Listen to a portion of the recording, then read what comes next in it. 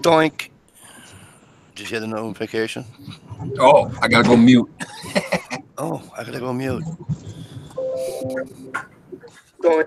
First day in the job is Stevie. Gotta go mute. Oh, I gotta go mute. First day YouTube changed everything. Won't let you pre-mute. Right. I like that. Well, pre-mute, pre-ejaculate like you. Either way. You know. No Yeah, shit here. I closed out my AdSense account because they demonetized me. So. Aww. All right. Good evening, everybody. We're here. Well, look at that. We're not even that late either. Sorry, I had to get back online. My bad. We'll do a little rundown here, and then I'll let Ohio explain what the link is and that I shared. So you guys that are just coming in now, scroll back. You'll see a link I shared in the chat. All right. It ain't that far up. It's fucking like, I don't know. Half a page. Not even. All right. All right. So now I lost the top, bitch. That's right. Because I know that, believe it or not, Jay Watterson, 60 of the 9, was the first one in the chat tonight. Hello, Jay Watt. Welcome back. Great seeing you. Frankie made it. How are you, Frank? Go Bruins. Fuck the Red Sox. They suck. Stevie B's with us again tonight, ladies and gentlemen. Stevie B, I wish you had a headset.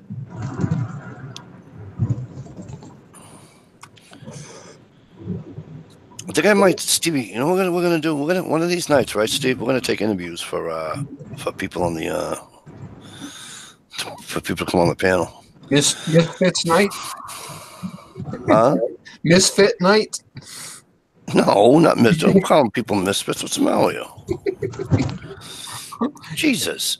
Aaron Nelson, how are you doing? Thanks for coming in. Good to see you. Miss Shell is obviously in here with us. Ronnie Brown is obviously in here with us, along with the stalker of the Steve kind. Gag Ryan 19 is early tonight. Must not have had it work. SKS Hugo, how the hell are you? Good to see you. VBorg 001, what's up, brother? Good seeing you. And that's it for right now. So I just shared the link, you guys. Scroll back up. Wow, dude, you interviews. Who were you? Oh, did you really just write that, Gag Riding? Woo! I'm not even going to repeat that. Hey, Triumph Screen Printing, what's up? So listen, scroll back halfway up this page. All right, you guys, and you'll see the link I put in there. All right. Actually, I can go up and reshare it again, right? Yeah, that one, Gag Riding. Thank you. Gag Riding just redid it. Click on that. Go ahead, and I'll let Ohio fill you all in before he gets to work. All right. Hey, thanks, Mike. No problem. All right, guys. Basically, that's a story out of Detroit where my brother-in-law lives. What happened? Trying to sum it up real quick. He's a Navy veteran, retired recently, and his wife worked for the federal government, and she had a separated aorta in her heart and basically died on the table. They brought her back to life. She was in a coma for a few weeks. She ended up starting to recover, and then one night, in the middle of the night, boom, that was it. You know, she passed. So he lost his wife. He's got 2 small children under the age of 12.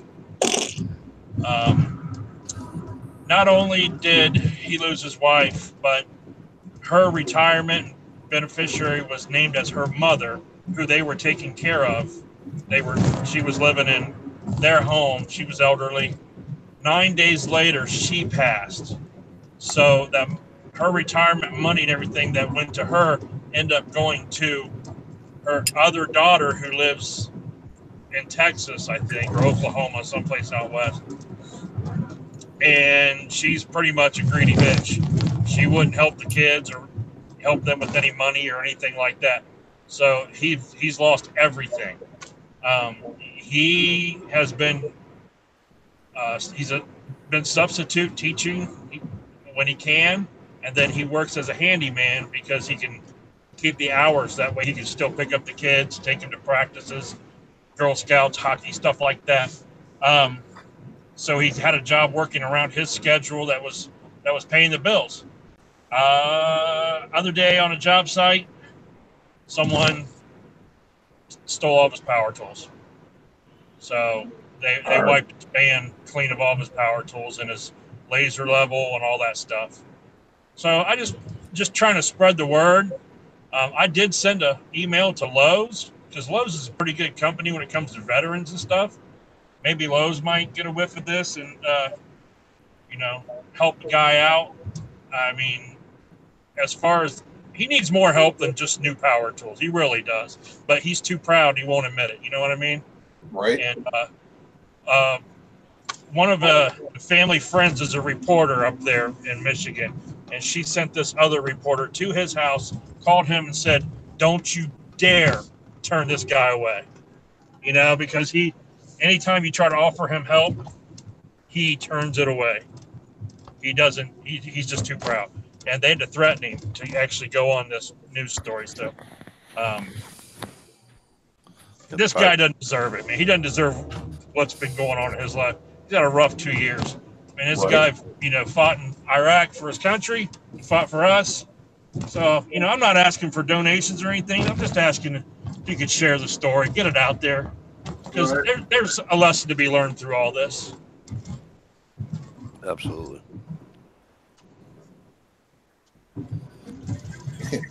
Absolutely. Well, that sucks. First, I'd drive to Texas and beat the fuck out of his fucking sister. Oh, believe me, dude. I would drive right to Texas, punch that broad right square in the face. Oh, yeah. So, her kids are going to get ready to go to college now. But, Of course, yeah. Well, my niece and my nephew. Lesson learned. That sucks. Yeah. Death does very strange things to families. Well, another thing, what I was telling you guys earlier, it was the thrift program in the U.S. government for the retirement benefits and stuff. She had a last will and testament where she left everything to him and the kids, but it's not recognized by that program. So Wow. she never changed the beneficiary over to him on the government paperwork. So therefore, but he can fight. He can fight he already that. lost. He already went to court and lost. It already went to the appeals court in some district or whatever and lost. Really? Yep.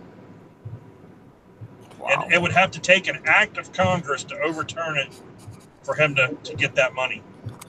And that ain't going to happen. Because they're not going to overturn that for one man, Yeah. That sucks. Because he thought about taking it to Congress. He thought about going up the ladder and fighting it, but who can afford that? When you can't even afford to pay your bills, who can afford to, get an attorney and stuff? We were hoping maybe some attorney would, step up and try to make a name for themselves fighting, Right. Attorneys like to do that. They like to make a name for themselves, taking on a case like that and fighting the government,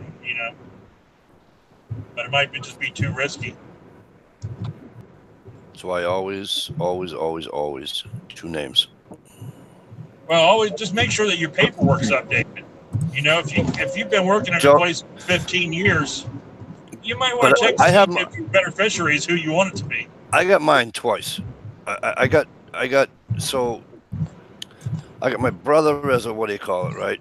As a proxy. So like if something happens to me or whatever, he'll make every decision because my wife is going to make a fucking decision to save her life. Okay.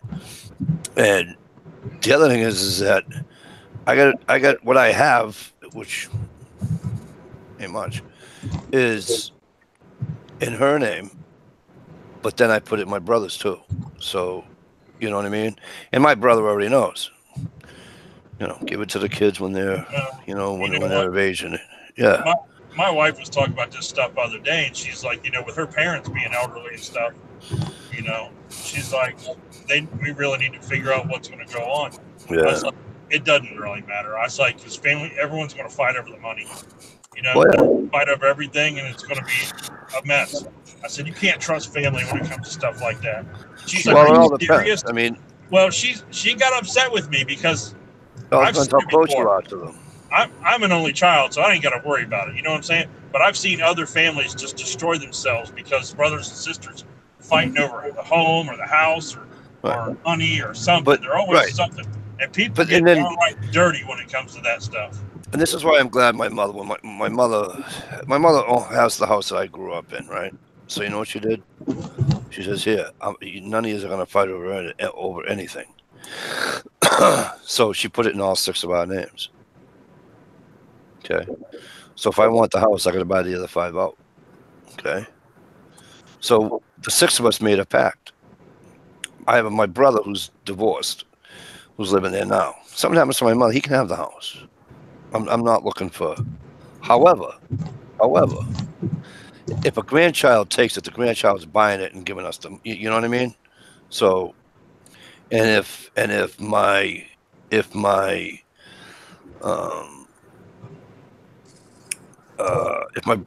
brother says no, I don't want, I'm gonna go get whatever, and we sell it, we just split up 6.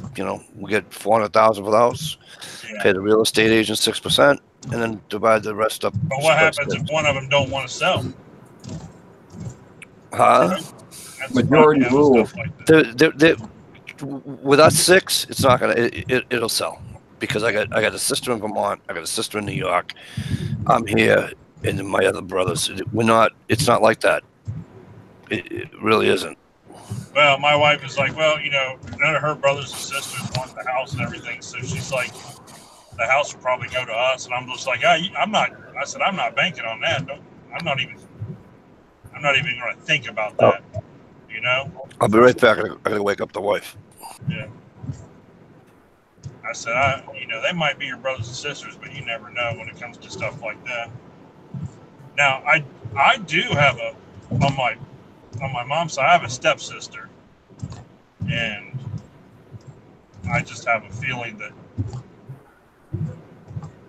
I'm not really close to her that much. So if something happened to my mom and my stepdad, I'm pretty sure that would be like a battle royal for anything. And that's why I don't care. I mean, Yeah, the only thing I'd ask for, and the only thing I'd really want is I'd want pictures of my side of the family that my mom has. There's, when my grandmother passed away, my cousin was in her house getting everything. And I'm like, wait a minute. Right. I was the executor to the estate of my parents, and when they passed away, that shit started, and I nipped it in the bud immediately. I kicked everybody out of the damn house. Did we lose you, Ohio? Yep. Bye. See ya. I hope he didn't hit a light pole. No,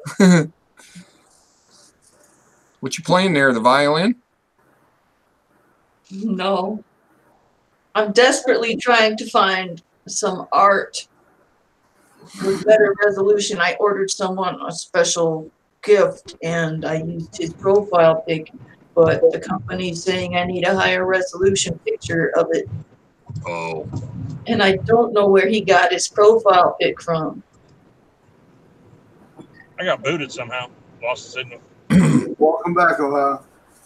How long was I How long was I talking without knowing that? About 40 minutes. Yeah. Just don't miss your exit. I'm on my exit right now. I learned that lesson once. Shalisa started laughing. She said you hit a light pole. That ain't funny. I did not. Don't blame it on me. Well, I figured I'd fill in for Mike. It is. I'll tell you what, though, it is foggy as hell right now. Is it foggy up by you guys? No, not at all here. No. It rained all day here, though. So. Oh, ours hasn't started. Yeah, we got lucky. It all stayed down there in Illinois, Indiana, and Ohio. Oh yeah, it definitely stayed down here. All right.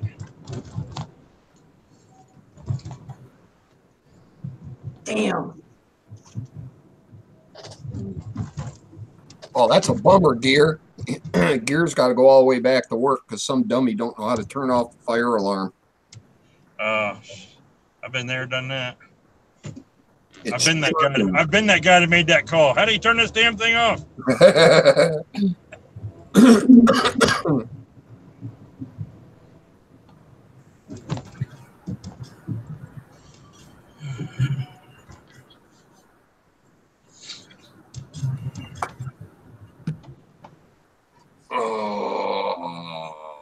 Gunpowder Beauty, I sent you a link, just so you know. I had a buddy one time call me and say, dude, can you do me a favor? I was like, what's that? He goes, can you stop by my mom and dad's place and grab something and bring it down to where he worked? We played softball. So after work, oh yeah, he needed his bag, his bat, and all that stuff. He said, it's just hanging in mom and dad's garage right there. It should be open. And I pulled in and the garage door was shut. He said, the side door is always open. Just go in the side door. I go in the side door, grab his bag. Before I get out to the car, man, you hear all these alarms going off in the house. Because the garage is obviously hooked to the alarm system. Right. So then I'm sitting there with the cops, trying to explain myself, waiting for somebody in the family to come identify me.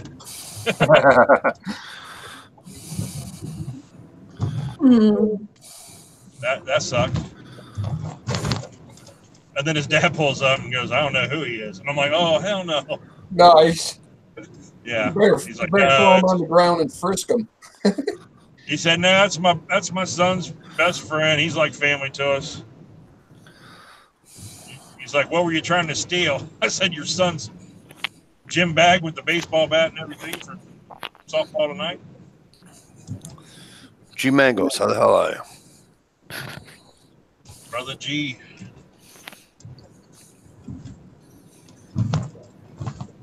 Gunpowder Beauty, Stevie sent you a link. I don't know. Maybe she only gets good signal on Saturday. Yeah. That's what it must be. Yeah, yeah. She'll try to use that excuse again tonight. That ain't gonna bode well if she does. Let me tell you something. If she gives me that bullshit, well, now because she can hear me, she'll think of another excuse, and she doesn't come on here. Guess what? Well, wait till tomorrow night. Wait till tomorrow night. There's already two on here from Michigan using up all the internet already, man. That's right. Fuck Michigan. I'll tell you how bad Michigan is when the Bruins kick the Detroit Red Wings' ass on Sunday. All right. You put one more person on the internet up there, you're going to have to put another gerbil on the wheel. That's what we're here for somebody's sports team to kick our ass. Last night to the kids are here for 8 weeks. How'd you get rid of your kids for 8 weeks? Wow. Give me a little bit. We'll see. Hello, Vanessa. Well, if you treat them bad enough, Children's Services will take them for 8 weeks. Right. Yeah. Good. Good point. Yeah, but they get MREs for dinner, for Christ's sake. They don't get real food. If you don't give them a bath for 2 weeks and starve them, somebody's going to call Children's Services on you. If you really need a break. Then they go to a foster house, and it's like, yeah, I'll take another foster kid for another $800 a month. Thank you. Jeff Smith, how you doing? I have a good friend that she does the foster care stuff, but she only does like the temporary housing or whatever. Right. And she specializes in like infants and stuff. So I think the oldest she goes is like 18 to 24 months. The rest are all little babies. I knew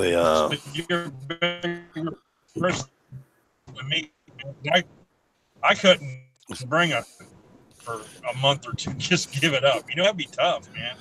I know it's not your kid, but you get attached to kids. I knew a kid in college, and he was a foster kid. He was about 12, and So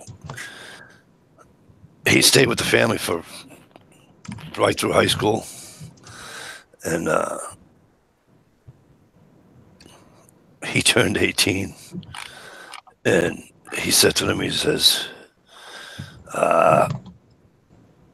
is there a way for me to adopt you people as my parents? And she says, what? He said, well, yeah, I've been here since I was 12. I don't feel like going anywhere, and you guys are the only parents I ever knew. And his mother started crying, and they went down the next day, and boom, filed all the paperwork. And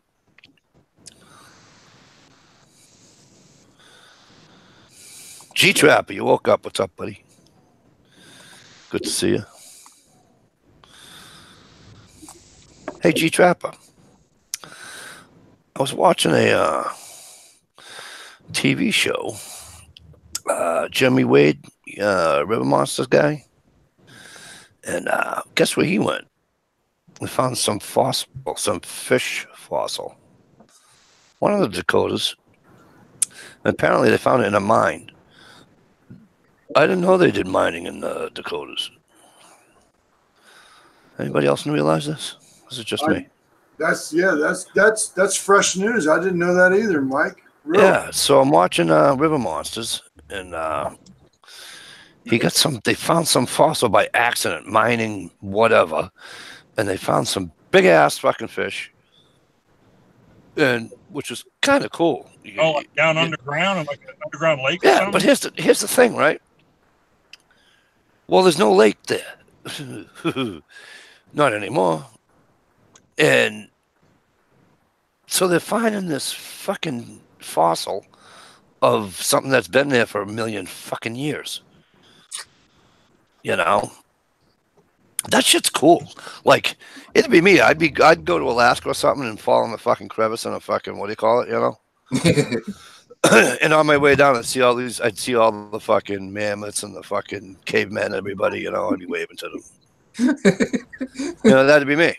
You know, but it's kind of cool though. You know what I mean?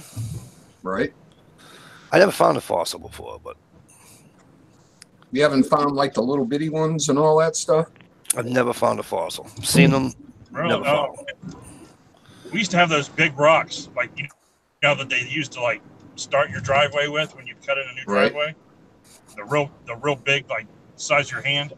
Those things used to have all kinds of fossils in them. Weirdest fucking thing, ain't it though? If you think about it, it is pretty weird. You know, in a good way, obviously, but right. Yeah, we have a bunch around here with all the gravel and stuff that got deposited from the glaciers. Yeah, they're saying out there they got the Badlands. They find a lot of fossils in the Badlands in the Dakotas. yeah. You know, I would really like to go out west rock hounding. I think that would be a riot. Now, what we find around here is a shit ton of fucking arrowheads. Now, see, that I've never found. Man, I've got absolute shit ton.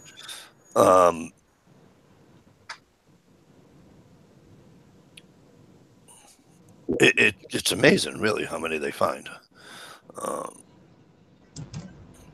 But you know what else is cool? I was talking to Tom right before he got sick, and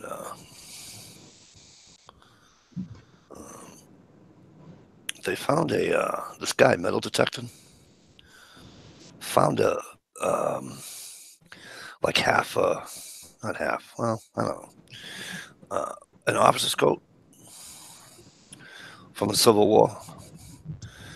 It had like 2 buttons there on it or whatever, you know. The cool thing about this is there was no skeleton on the inside of it. You know what I'm saying? Yeah, right. But still, and I guess he I don't know if he sold it or did whatever, but he gave it to the museum in Lexington. But I heard something about that. that's kind of fucking cool, though. You know what I mean? It's like the bullet he sent me. He sent me a 3-ring. They finally found a 3-ring. Well, he found more than one down there, but a bullet that's heavier than this. Right. Of course, this is all lead too, but it's heavier than that. And I'm like, that was the coolest thing. It was just a very nice thing to do. I think, you know, I love U.S. history, and he was a history guy, and you know, and a digger, obviously. But Sandy's husband. Oh, NC Digger, Tom. NC Digger, Tommy. Yeah. So. Yeah, he sent me a coin. Yeah. So, that shit's cool. That's just like, you know, you don't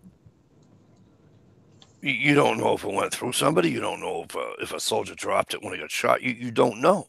Right. Right. The oldest thing I've ever found metal detecting was that 1957 Matchbox car made in Great Britain. Wow. It was a Lindy's toy made for Matchbox. It was like a box truck or something, but it's missing the wheel on it. But it was, yeah, it's got the date right on it, 1957. And I almost didn't find the damn thing because I was digging. I was like, there's something here, but I was like, there's no way this metal detector, because I have a cheap metal detector. I said, there's no way it picked up more than a foot deep, is it? And I kept digging and kept digging. It kept picking up. I'm like, man, if I dig down here and run into like a gas line or something, I'm going to be. And then finally I pulled up a clump of dirt and it stopped making noise. And then I used my small detector, like, you know, pinpointer, and started pushing through that big clog of dirt. And that's when I found it. So obviously some kid was playing with it back in the day probably and left it out in the yard or something, or, you know. But it's that stuff there is just, it's almost like finding a fossil. Granted, it's not been there as long, but you know what I'm saying? Right. Stuff like that is just, it's cool. Hey, Steve, if you live near any farms, man, what you do is you get permission to go out on a farm after they do the first plow in the spring. And that's usually where you find all your arrowheads and stuff, man. Yeah, I've walked and walked and walked and never found one yet. Wow. Yeah, I've got like 3 trays of them. If you see a tree that you know is fucking ancient, Steve, look in that tree. Right. I got one at work. I want to take my metal detector in. They just cut down this huge oak that was all hollow in the center, and then back in the day they cemented over the hollow hole, and it just it basically broke apart finally, and they cut it down, but the stump is still there. I want to metal detect all around that stump. Yeah. No, that's just cool. It's, I mean, I never found an arrowhead, but others have. They find them everywhere, especially along the rivers. You know. Right. And, I mean, that's just unreal. I mean, that's just, you know.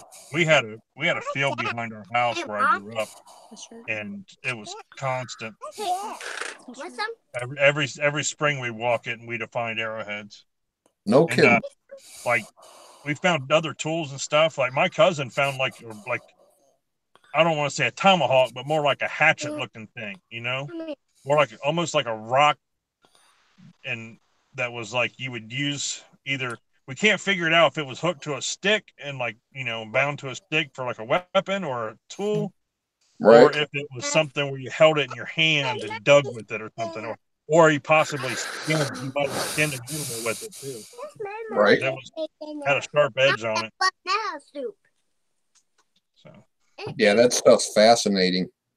A friend of mine, or my next door neighbor, when I lived in New Orleans, they used to find Indian relics all over down there, and she gave me, I don't know, 4 or 5 of these clay balls that they used to make, and they would heat those up in the fire and then drop them into their water to get the water boiling. And you can actually see the finger marks and the fingerprints where the children made these clay balls. The children and women used to make them, and you can see their finger marks in the clay balls. It's pretty awesome. And they would stay, that way even through the heat and stuff. That's amazing. Yeah. Yeah, they just they I don't know, get their birch bark or whatever bucket of water and then just keep putting these balls in and out of the fire into the water to make the water boil. Frankie, that's excellent. Frankie said he has a what he believes to be a spike from a keel of a Viking boat found in Boston on the Charles River. Wow. Take it up to the Museum of Science. They'll tell you what the fuck it is, Frankie. Or take it from you. I pulled in. You know the drill. If I'm not busy, I'll jump back in. All right, later. All right. Glad you didn't miss your exit. All right. Thanks for giving me the soapbox for a minute there. Of course you can, brother. It's your chat, too. All right, we'll see you guys. All right. Hey, B&B, glad to see you. Good to see you made it. Why is Mike calling me B&B? He's just being mean to me.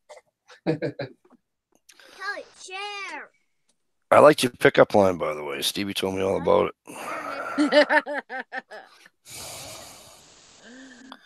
Yeah, I had a few of them. My husband just kind of rolled his eyes at me, so.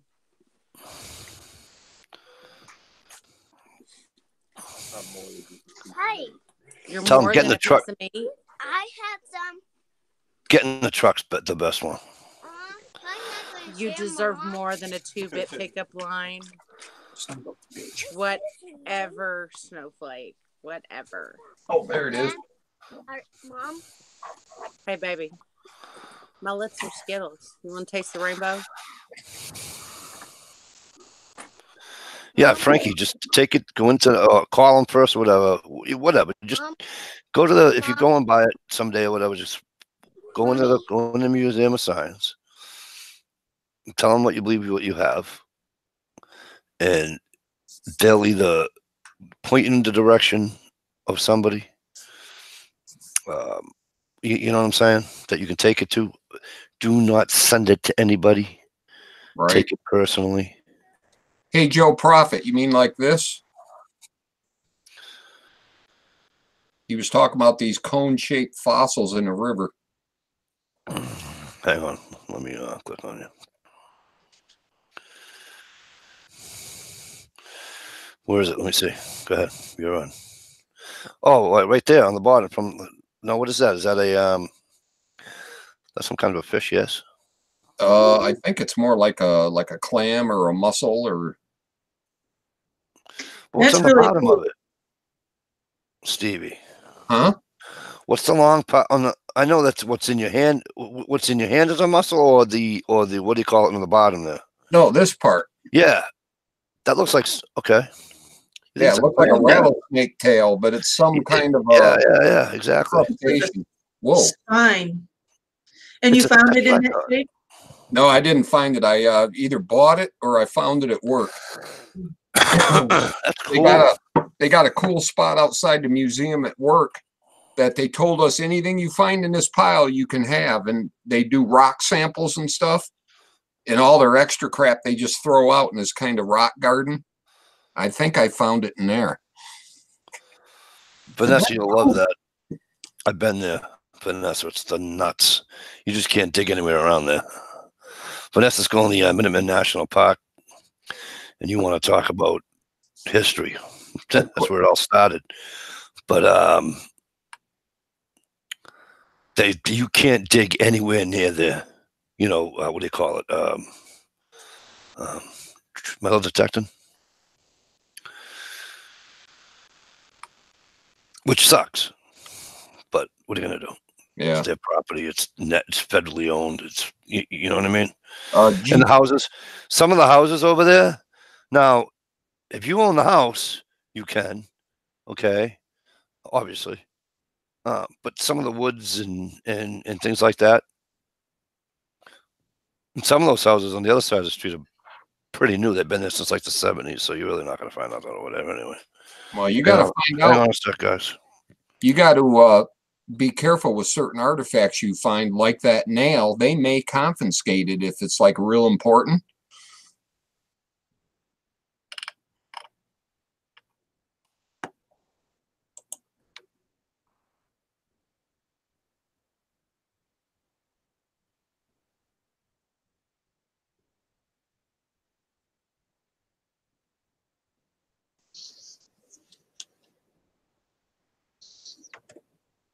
I was kind of cheating, Joe.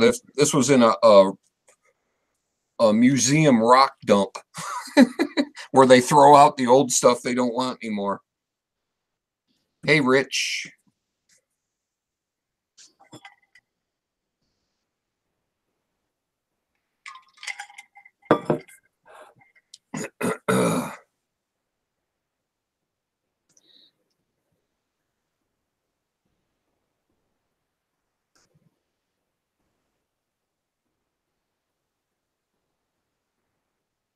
Boy, designing freaking stickers and stuff is a biatch. It looked like you were concentrating on something. I was wondering why you weren't talking. I got like till midnight to get this in if I want to get it for $9. Gotcha.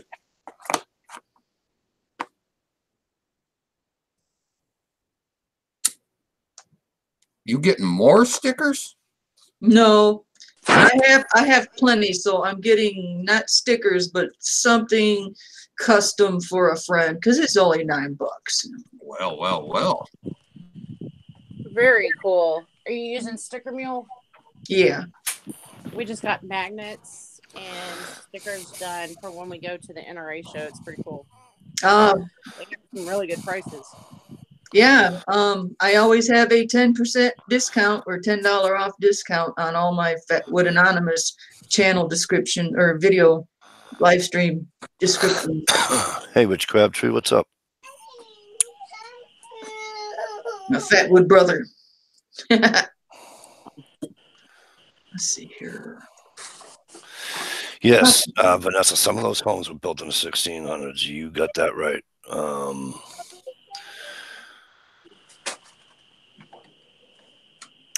That's just so awesome. The other thing I went to, Vanessa, is before you get to the Common on what do you call it street, on the right hand side, the cemetery where they're all buried.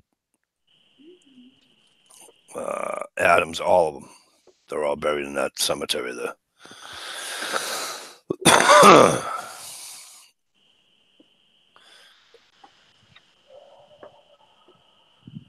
That's what I'd like to do is like dig into Boston Common. You gotta find. Oh my goodness.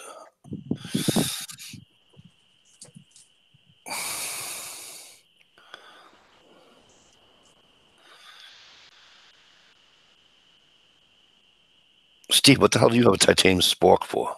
A buddy of mine gave it to me. You send it to me. It is the weirdest freaking thing. You put it in your hand and you can't tell you have anything in your hand. Yeah, I know. It freaks your mind out. I had titanium screwed into my fucking skull in 4 spots, so I know all about titanium. You don't have a lean to one side. Nice and light and strong. You see these holes right there? I don't know if you can see them. There's one there. Holes in your head? And there's one there, and there's 2 in the back. Actually, there's 2 on the sides, too, but that's when they took the fucking drill and just went right into my skull. That shit's spooky. I thought you were Frankenstein. Yeah, I looked at. I'll find a picture one of these days with me in the halo. It's nothing funny about it. I'll tell you that much. No, thank you. Talk about claustrophobia and getting comfortable. Yeah. But when they took the screws out, it was the same thing. It was like It was almost as if you were holding a piece of cotton in your hand. Yeah. Yeah, it was weird. It's like I see it and I feel it, but I don't feel no weight. Speaking of titanium, I finally picked out a knife for my giveaway, and it is a titanium knife. Nice. I like the fucking handle on that. Yeah, it feels good too. I like the color too. About $850. Just send that right to my house. Skip the middleman. I just gotta put it in. Oh, never mind. I already have a knife coming.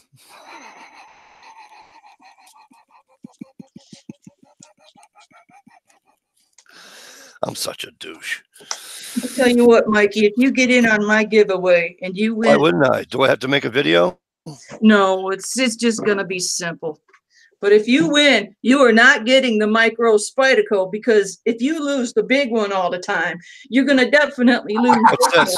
What's this? Yeah. That's a different one. Yeah, you just went What's by this? this morning. Nope. Yeah, if you can't. I play with it every week. You guys know that. You'll be able to keep track of one this big. No, ask Jay Watt. Jay Watt will tell you. Jay Watt knows when I lose my Spydercos.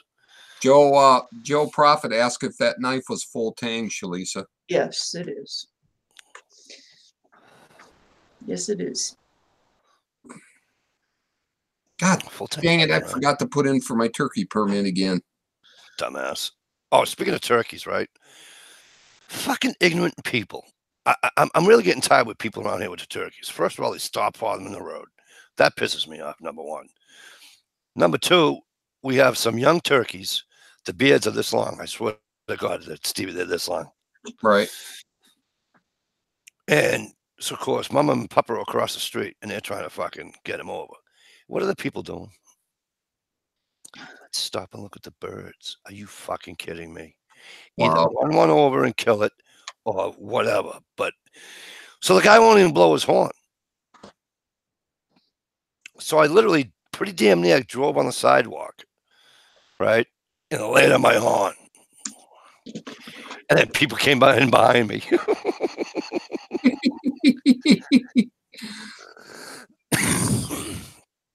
Tell you nothing pissing me off about the turkeys. People feeding them. Don't feed the fucking. If you're listening to this chat and you feed turkeys, don't. Okay, don't. They're not pigeons. They're not squirrels. Okay, they're not sparrows. They're not chickadees. All right, do not feed them. It's not good for the species. Nope. To feed them. I have, however, had them come up to my bird feeders. That's kind of hard to stop them. You know, it's not. You got a pellet gun. Yeah, and then you scare them off.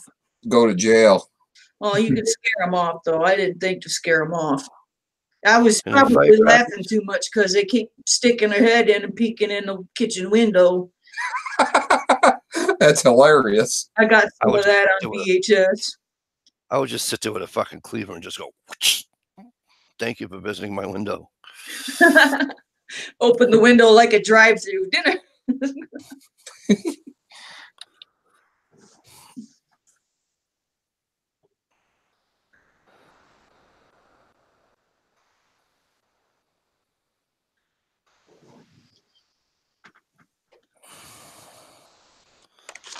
So Rich Crabtree's seen a link for this chat, is what he's saying. Seen this video on YouTube advertised Shalisa's face and had Steve's face on it.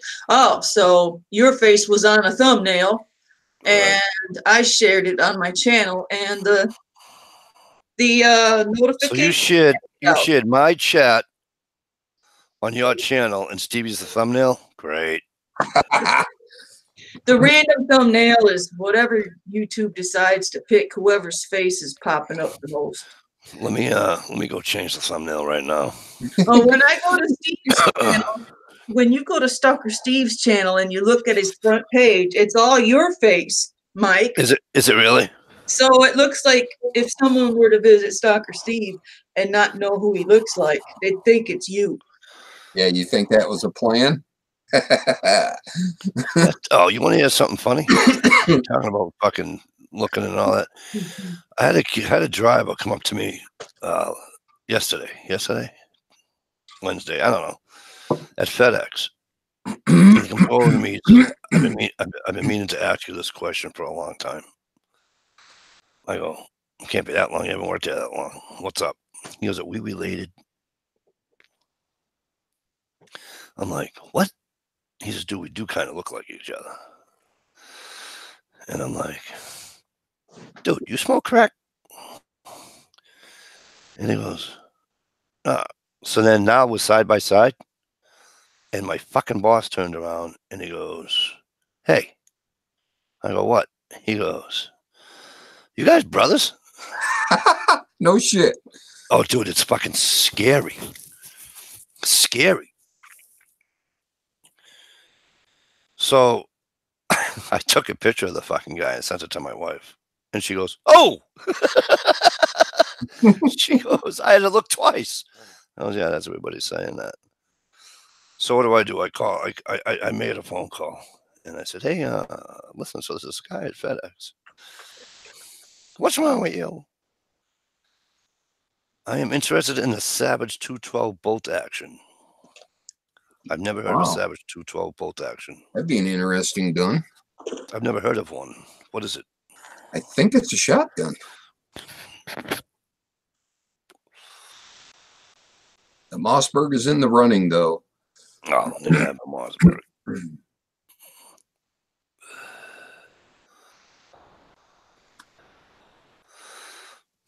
For the money and everything else. And the other thing I like is especially for idiots like me, I love having the safety on the Mossbergs where they are. You can't miss it. It's right there. Poof. Yep. I got to work on mine, though. It's kind of sticky. Harder than hell to operate.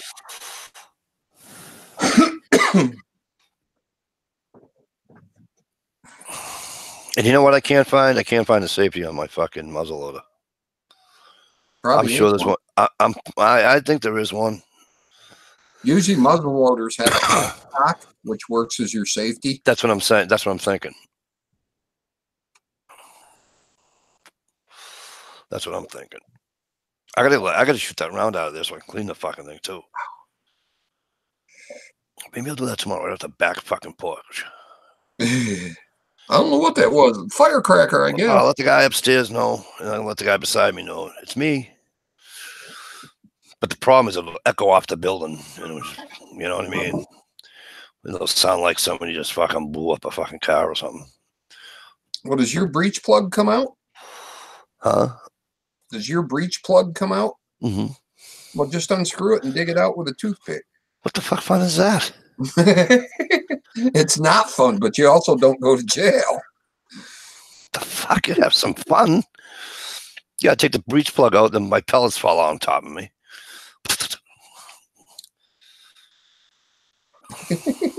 What the hell fun is that? True. Oh, you got to smoke on camera. Now I need a cigarette. Hey, at least it's not 10 blowout. Right. Oh shit, that stuff hurts, especially with the wind and the blowing.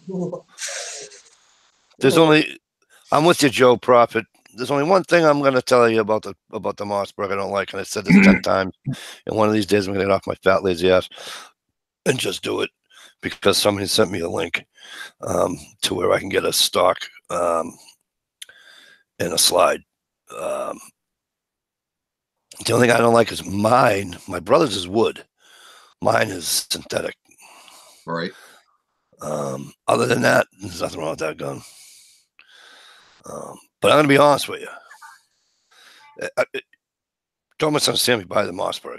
I'm not trying to stay away from it. It's a totally awesome fucking shotgun. Don't misunderstand me. You know, it comes with the fucking smooth bore barrel and the whole nine. So I got the 2 barrels, all that bullshit, right? But I'm gonna be honest with you. My favorite long gun is my muzzleloader. Don't ask me why. It bit me in the eyeball and everything. I just still love it. Right. Did I tell you how I did that, Stevie? Yep. Fuck. Get in there close. And I was in. I got like one finger over the barrel, right, at the range, and I'm just. I don't know if I thought I was shooting a fucking BB gun. A little too relaxed. A little too relaxed. But here's the weird part. First of all, I didn't feel it. Like, seriously, didn't feel it. You know what I mean? Right. And the funny part is, we're going to do it. And my buddy's looking at me, goes, how'd that feel? I go, how'd what feel? He goes, did you just do that? Do what? What the fuck are you talking about? And he goes, look at your eye and your phone.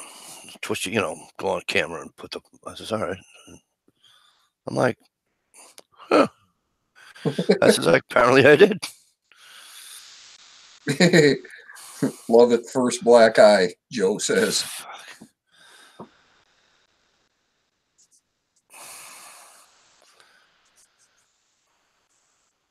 What muzzle loaders do you have? Do you prefer?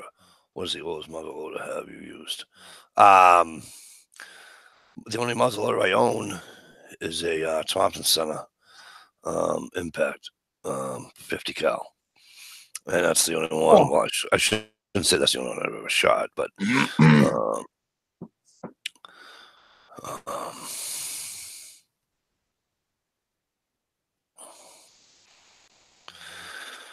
but that's my.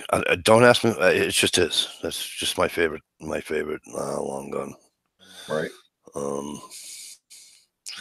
For hunting. If you used, I've shot a flintlock before. They're fun. They're kind of hard to hunt with, but they're fun. I'm kind of thinking my old Hawken is one of my favorites. Yeah, the Hawkins are nice. It's more satisfying to kill a deer with it, I know. Yeah. Because it's like you're really doing something. You got one freaking shot. You got one shot. I got one shot with mine. I mean, I do, but I don't. You know what I mean? Because as well as I do. You take the shot, right? And if you miss, that fucking thing's gonna run 30 yards, 20 yards, turn around and see what the fuck just shot at it. Right. It's like when you jump them, same thing. They run 30 yards and they turn around and say, hey, what the fuck's following me?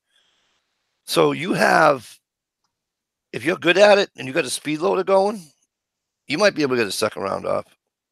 Shit, I actually got 3 rounds off one time at a deer. It didn't know where the shot was coming from. I think I kept shooting high for some reason. I don't know. I just screwed up. Yeah, I shot. The deer ran there was 3 deer. They ran 15 yards. I'm loading it up, get another shot. And then they ran right at me and stopped. No, I got 3 shots and I was out of bullets.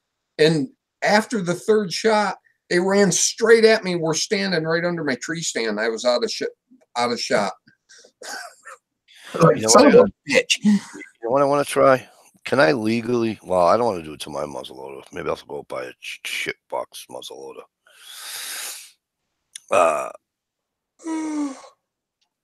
Because I can't turkey hunt in Massachusetts, right? Really? Well, that I can't use my shotgun. So here's what I was thinking.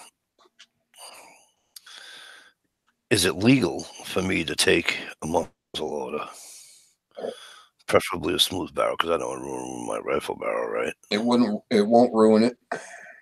It will not hurt it. So can I think we have to hunt with 7-shot. I think that's a mass rule, right? So for turkey? Yeah. That's probably the smallest. Usually they have a largest and smallest with turkey. I don't know. I just thought it said 7-shot on it. But all you'd have to do is put in your pellets, put a card, they call a wad in there, dump your shot in, then put an over card over it, and you'd be good to go. It won't hurt that gun one iota shooting lead shot out of a muzzle loader. Is it legal for me to do that? Now, you got to check your rules. If you can hunt with a muzzle loader, that's legal. Most But states. now let me ask a real stupid question. All right, I'm going to put my pellets in, my Pyrex pellets, right? Yeah. Then I'm going to put whatever my shot in there. No, you got to put a wad over your pellets. Put a wad over the pellets, and then put the shot in, putting a wad over that. Yep. So I'm putting 2 wads in. Well, actually, the first one is a wad. It gives your shot a little bit of cushion, so it doesn't destroy it. The second wad you put in is called an overcard. It's a very thin piece of cardboard, and that just stops your BBs from falling out. Well, that was going to be my question, because a guy at work said, Mike, he told me I could do it, right? But then I'm like, the fucking pellet's going to fall out. No, that's what the overcard is for. It holds them in there. So I'm going to have to go online and see if that's legal for me to use. Yep. I'll just call Fish and Game tomorrow. And they probably make 50 caliber shot cups, which would be a plastic cup that goes in there, and then your pellets go in that, and then you do an overcard over that. What is it? 50 cal shot cup. What's my decimal points on the keyboard? I don't know.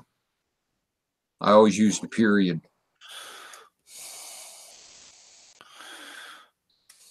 50.50. Yeah, no.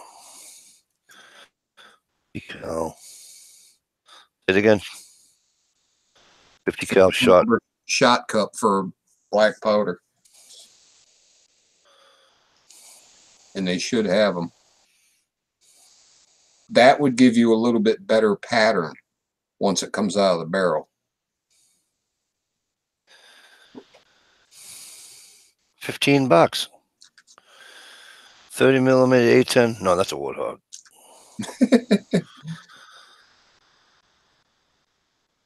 Magnum quick shot. Magnum quick shot 50 cal? No. Barboza 50 caliber shot. That is it. Are they brass? No. 50 caliber shot glass. Set it to no. Shotgun loads in a 50 cal black powder TC. Yeah? Yeah. I want a turkey. Oh, look at this. Are you kidding me? February 26, 2014. I want a turkey hunt with my 50 cal because I can't afford to buy a shotgun this season. I read that you can use shot cup size. That I gotta fucking click on that one because that's just fucking funny. Stevie, that's just hilarious. Are you kidding me? Small world, eh? Oh, I can't read the answer. You pricks. Cool.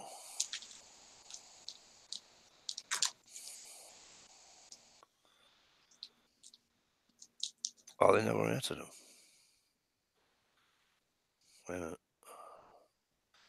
One of my friends used to do this, but the patent sucked due to the rifling. But this is a quote from him a long time ago on using a BP rifle. What's a BP rifle? As a shotgun. Black powder. Yeah. Use a tall 50 caliber sabot like a shotgun's shot cup wad. Then top it off with shot and run it down on the top of the powder. Finish it off with an overshot card to hold it all in place. There you got your shot cup. A sabo. Play around, but don't expect any kind of good patterning with it. Yeah, so make sure they're close. A 410 is a 41 caliber, so a 50 cal would be a lot smaller than a 20 gauge. Very small when most turkey hunters use 12 gauge, 3-inch and 3.5-inch shells, and some even use 10 gauge. Yeah, I think that's over cannon kill. 28 gauge is 550 and 20 gauge is 615, excuse me. This other guy says, well, it will work just a patch. Well, it will work with just a patch of wadding. Pour in your shot and another patch on top only. Throws a bog donut shot pit.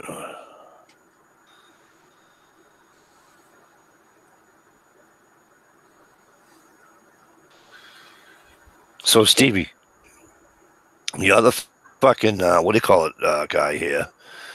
So I use 150 grain pellet, 150 grain for pellets, right? Right. What should I use for the 100 grains. They said 100 is a good load for turkey. 100 grains of shot.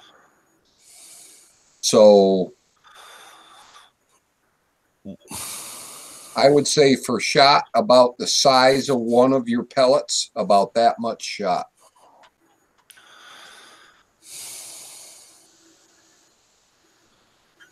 Or you could dump a ounce of shot down there. You're gonna have to find something to measure it or weigh it.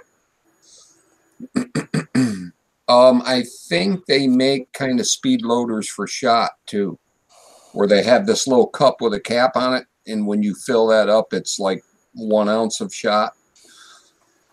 They're smaller than the regular speed loaders.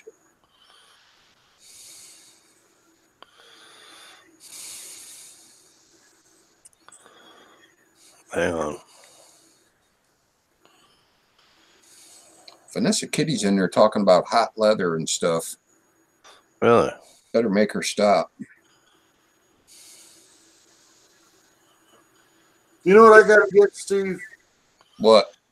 I got to get something to, besides fireworks, to get rid of vermin.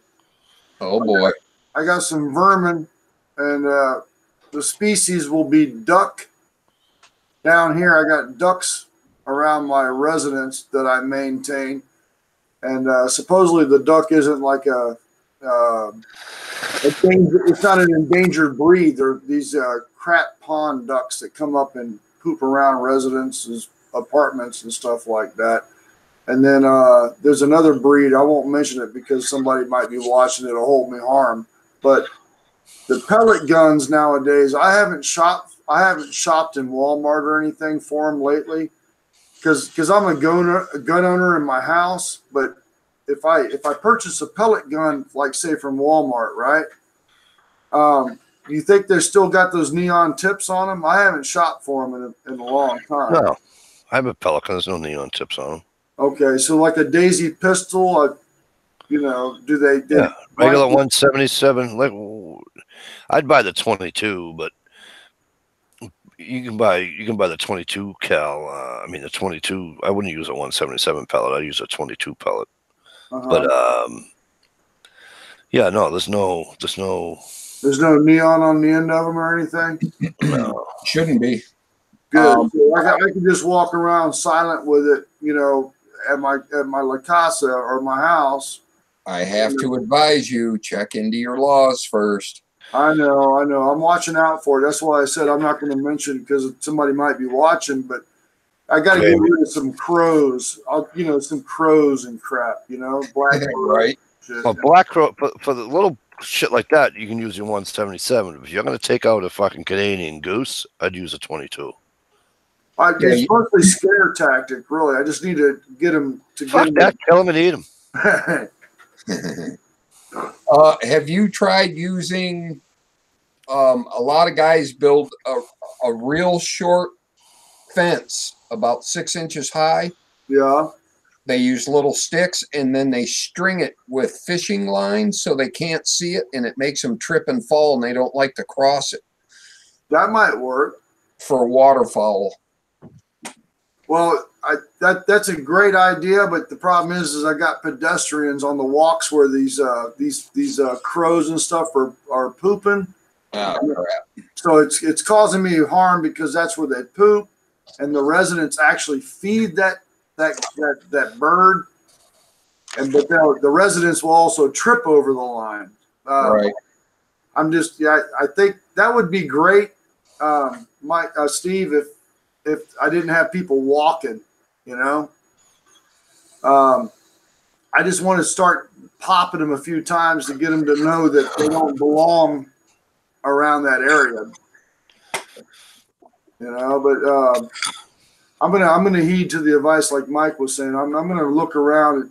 I don't want the neon tip on the end of it, because as soon as I pull it silent or whatever, as I walk around on my patrol, that just makes it more visible. I want to keep it in my pocket and fire it off without having a neon tip on it, you know?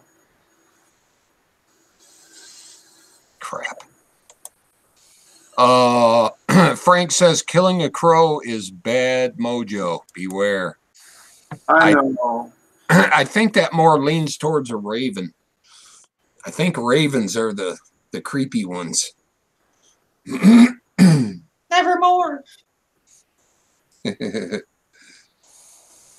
Well, the ravens over here are actually cleaning up more than anything. They do me good on we got a lot of rice throwaway down here on the gardens of the rice everywhere down here in Central Florida.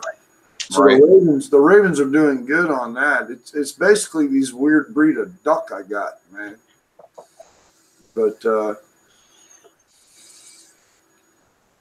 because I got residents feeding the duck, and I got residents feeding the ducks, and the ducks are pooping, and I have to clean the poop all the time. Oh, beat the crap out of the resident and tell them to quit feeding them. They won't stop. I've tried. They consider them like a zoo, like a you know, entertainment thing. Here's another big piece of information. In most states, feeding waterfowl, no matter what, is illegal. Just saying. The thing that irks me is the bread. People throwing their bread out. It won't hurt you to throw it in the trash. Don't feel wasteful. Stop throwing the bread out to the birds. Oh, that doesn't bother me. Just don't Bread feel bad. There you go, HRM. He says make a propane cannon. Hey, HRM, what's up, buddy? I mean, we used to throw Alka-Seltzers at seagulls and stuff down there on the beach. But... Yeah, that's a $200 fine, though. Trust me, don't do that. Okay. I did that when I was a kid. I put it in a fucking burger, and I fucking threw it out my window, and the fucking thing went over 2 cars over, blew the fuck up all over the fucking cop car. Oh, Lord. Did not go over well.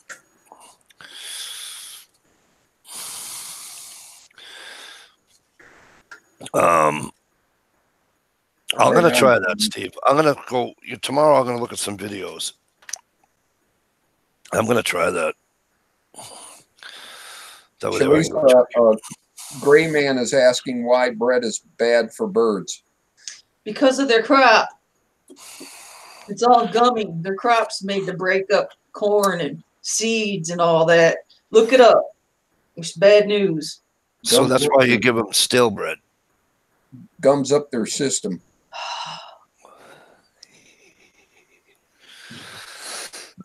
Am I pissing you off yet? No, you never piss me off. Well, that's good. Hey, HRM.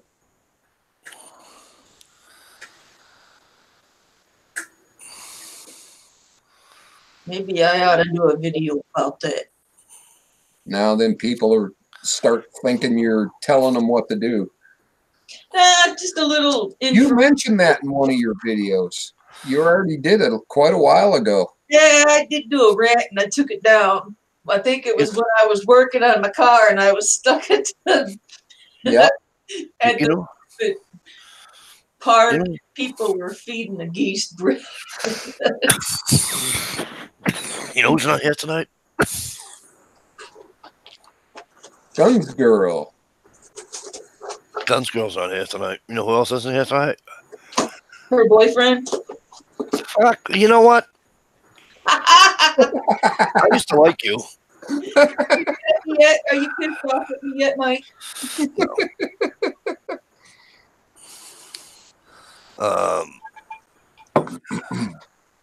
I don't know if she wants me to tell you or not. Big Dog Leather isn't here tonight. Oh. You're right. You don't know if you want who wants to tell me or not. Never mind. It makes no never mind either way. So. You know what? You sound like my wife. Right? Don't you hate that?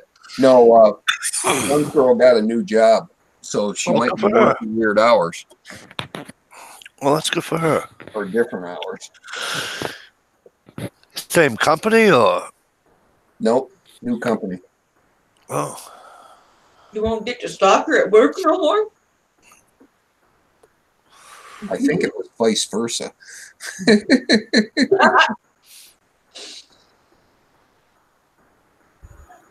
Yeah, it cracked me up when you put a Stalker Steve sticker on her. Right. On her bumper hitch. Yeah.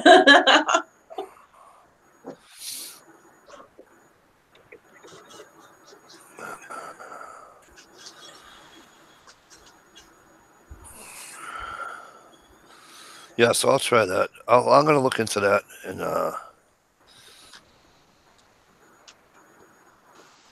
apparently I can buy all the shot and all that shit on Amazon. I don't know how the fuck that happened, but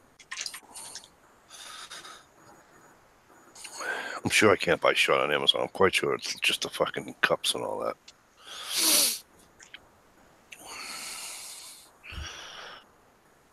Yeah, I was gonna say seagulls are the only bird that'll eat an Alka-Seltzer that I know of. Yeah, that's why I gotta hide it in their food. Hell no, they just see it, they'll gulp it down so fast just to keep it the other seagulls from getting it. Yep. That's how you teach them to not be greedy. I caught one on a fishing line one day too. That would be interesting for a while. Oh, I fucking got- ape was eating my bait. I And I got wouldn't cut the whole fucking video. line. I was reeling it in. And did you ever get that fucking feeling that someone's watching you? Yep. Oh, yeah. So I told him, I says, hey, I'm supposed to fucking let it have my fucking. Well, what are you gonna do? I was, I'm gonna reel it in, take the hook out of its mouth, so I can have my fucking tackle. Seriously, cut the line. No, Hell, I would have Not my gave it a bunch of drag and flew it around like a kite. not my fucking problem. I decided to fucking take my bait. I took my son striper bass fishing in Northern California on the Napa River, and the seagulls kept swooping down trying to get his sardines, and Yep. and he wanted so bad that he didn't want to fish no more. He wanted to see if he could catch a bird, and my dad and I were like, "No, you better not." We used to bring. Sometimes we used to bring cherry bombs with us. You know, a couple of pocketfuls of cherry bombs each of us, and just fucking. Oh, seagulls are here. Oh, you fucking with my bait.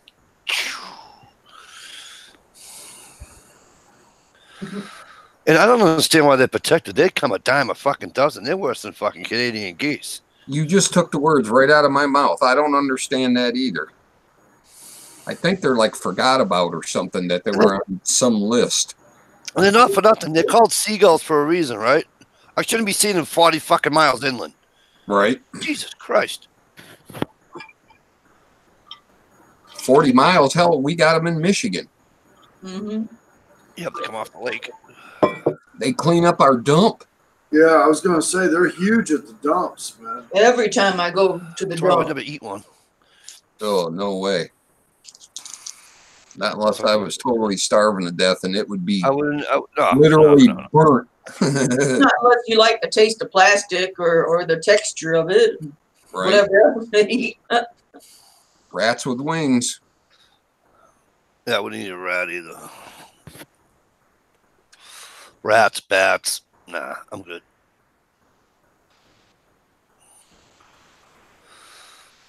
How do the Bats Oh. are really good. You deep fry them, and they come with their own potato chips. No, I'm good. Them crunchy wings. What are the dark tortilla chips? Is it vegetable chips that are dark? Or The red blue ones corn? with blue corn, Yeah, blue corn. come with their own blue corn chips. HRM says there's a few endangered breeds of seagull. Fuck them. They should all be endangered. Right. Fuck, we don't need them. It's probably the ones that are endangered are ones that are overpopulated from picking on them. The brown ones. Only time I've seen people actually eating bats was on that show Survivor, where they were a delicacy in that country, and it was bat soup, and it was all soggy. They still had the fur on them. Oh, gross. And the soup was served cold. I'm like, oh no, if I were to eat a bat, it better be roasted, burnt to a crisp, or deep fried or some shit. Yep. Not Crunchy. soggy and cold and hairy. Well, here's my problem. By the way, I signed up for Survivor. But here's my problem with that show. You couldn't quit smoking? Well, that too. But here's my problem with that show. So I'm watching it one day, and all these like big, huge birds are flying around. And I'm like, wait a minute here. Are you telling me they can't make a, what do you call it, and like wing a fucking rock up there or something at it and throw One it? episode they had a pet bird. No, what I'm saying is that, listen, I'm not eating fucking rice for anybody, okay? And if I want protein and it's fucking flying above my head and I can kill it, I'm fucking killing it. You know what I'm saying?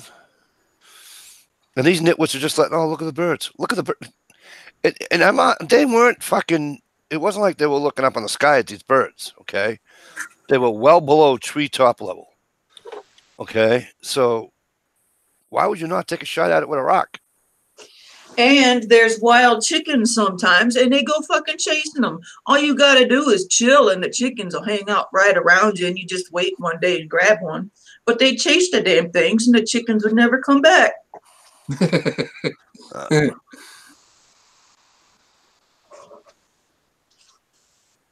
Juicy smell. Just saying. Juicy smell it. I thought it said smelt.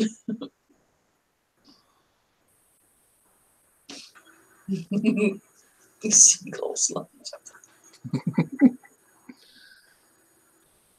I gotta look that up now. I'm gonna have to make note of that. I want to find out now why seagulls are protected. There are, but there's different types. A lot of people don't know that. Oh man, there's gotta be millions of different types. But I know they could get rid of the ones that go ah. That's freaking annoying. All right, Ohio, send the link.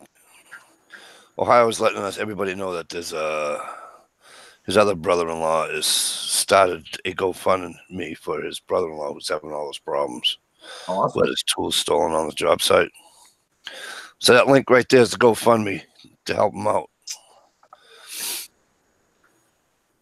Oh, I've got some interesting answers if you want me to read them. Well, that's what we do here in the Quagmire. We answer questions. All right. Well, why is it illegal to kill seagulls? Gulls and the law. All species of gull are protected under Wildlife and Countryside Act 1981 and the Wildlife Northern Ireland Order. But I looked up U.S. Northern Ireland Order 1985. This makes it illegal to intentionally, or in Scotland or Northern Ireland. It doesn't even explain. Hey, we're not in Scotland, Northern Ireland. Yeah, I searched the other one. Oh, here we go. Why seagulls are protected in the U.S. Okay, thank you. It just basically says they're classified as a migratory species and thus are protected by federal law and in most cases state law. In the United States, gulls may be taken only with a permit issued by the U.S. Fish and Wildlife Service. So because they're a migratory species, they're protected. They don't migrate. Yeah, they go from the dump to the river to the river to the dump. From the dump to the river to the river to the dump. Crap on your car and then you're Oh, this is interesting. In New York, gulls are classified as wildlife and as such cannot be intentionally killed unless during an authorized hunting season. They are also a protected species under state law as well as federal law, which means they can't be intentionally killed at all. Yeah, see, I wasn't intentionally trying to kill my seagull when I fucking caught it with a fishing rod. Man, it's crazy you can get in trouble for a damn seagull getting caught up. That's how I used to catch my bullfrogs too. Did you ever catch a bullfrog with a fucking fishing rod? Oh yeah. I've done a lot of frogging.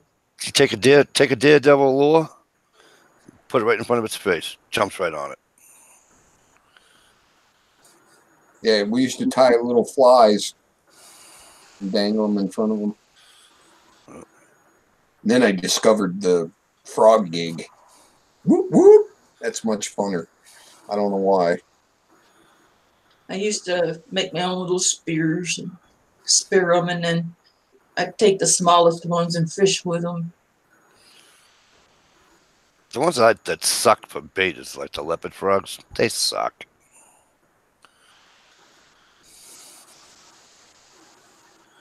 Here's one for you. One more. Are seagulls protected in California? But along with condors, trumpeter swans, and other beloved birds, they are protected under one of America's oldest environmental laws, the Migratory Bird Treaty Act of 1918. The law makes it illegal to kill any California gull or destroy its eggs without permit from the U.S. Fish and Wildlife. See, fucking California strikes again. They suck. That's Right? There was breaking news here in South Carolina earlier. A boy passed around a toy gun on the bus. More to follow. Amanda, how are you, sweetheart? That's breaking news in South Carolina. God damn, things will slow down there, huh?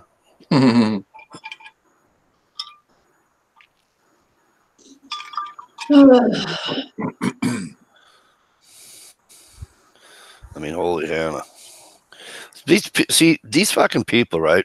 That have a problem with all the guns and everything, and the fucking toy guns, and you have to have an orange cap on it, and all that happy fucking bullshit, right? Let me tell you something. They wouldn't have lasted 10 fucking seconds in the 70s when I was growing up. Right. Every fucking kid, we went out and played cops and robbers, cowboys and Indians. Oh, you can't play cowboys and Indians anymore because that's like racist. So we would we would do all that shit. Okay. We had cap guns, we had cap rifles, we had fucking Colts, we had it all. We had the air guns that shot nothing. Anybody have one of those? Yep. I used to We used to put it in the mud. Stuff the barrel in the mud. Put it in the mud. Exactly. All right. So we had all that shit. No orange tips, no nothing. How many people got shot? How many? You know what I mean? You know what it is?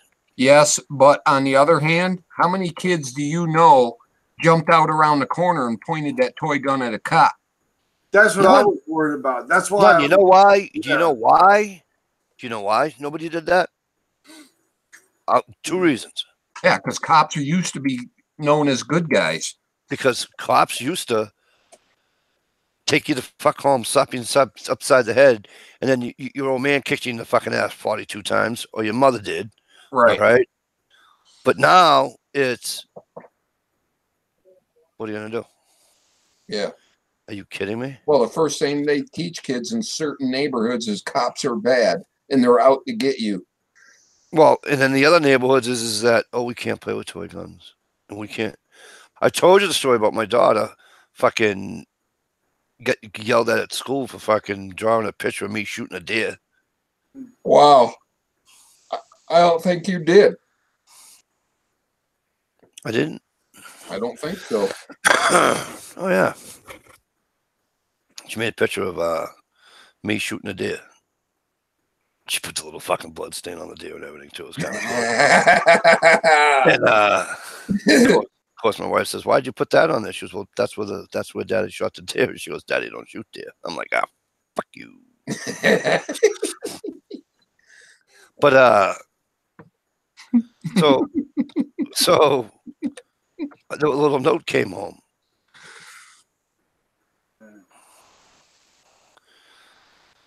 So I didn't reply to the note. You know why? I walked right into the fucking school at 8 o'clock the next fucking morning. And I told them, I says, "Listen to me. I don't know what you were reading. I don't know what you think. I don't care what you think. Okay? If my daughter wants to fucking draw a picture of her father fishing, shooting a fish, shooting a deer, shooting a moose, shooting a bear, I don't give a rat's fuck what I'm shooting, as long as you know what I mean? You're not gonna. I'll pull her out of the school. I'll do something because this is just stupid. You know, she's not writing a note saying my father's gonna shoot you. You know what I mean? It's just. Right. It's like this is what's wrong with the people today. This is why we have the problems we have today. Because we have these fucking do-gooders that have nothing better to do. You know, it's just dumb. You know, and you know it from when you leave. Like when I shot the deer, and I told you, you know, I had it on top of the fucking Explorer, and as we came, you know, up in the north, people are fucking beeping the horn, waving, saying nice job, and as we got more salt and more salt and more salt, people are beeping the horn, giving us the finger. There's something to be said about that. You know, it's like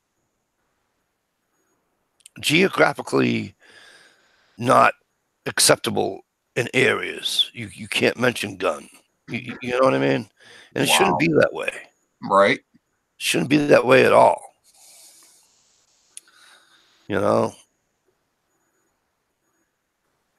Well, I know I got on the elevator last night with my pistol, and I didn't tell the person that was offending me that I had my pistol, but because I had problems in the past with the person that was running their mouth, they knew I had a pistol. Okay, but lo and behold, this morning after the confrontation that I had with this person in the elevator. They don't know if I had my pistol on me or not, but I did. I did either way. I did, right? But they're so chicken crap that they want to call my employer and tell them some other cheesecake story that I confronted them when this guy was drunk at 2 a.m. running his mouth, and I have my pistol on me. It doesn't matter, but I wasn't going to take no lip from some ghetto person in an elevator by myself. You know, I stood my ground. And he knew it, Mike. Everybody, you know, out there. This guy knew it. But at the end of the day, he had to call in some chicken shit call to my employer saying some other bull crap story. But at the end of the day, my employer knew that I was armed and ready to handle business. So my employer backed me. That's it. You know, and that's the good note of it, man. You know, right? Some chicken crap call because this person's a convict and he can't own, and I own, and he knew I was holding, but he just couldn't prove it, so he had to make up a story. And my employer knew that it was a fake story, and we got cameras 24/7 now that backed me also.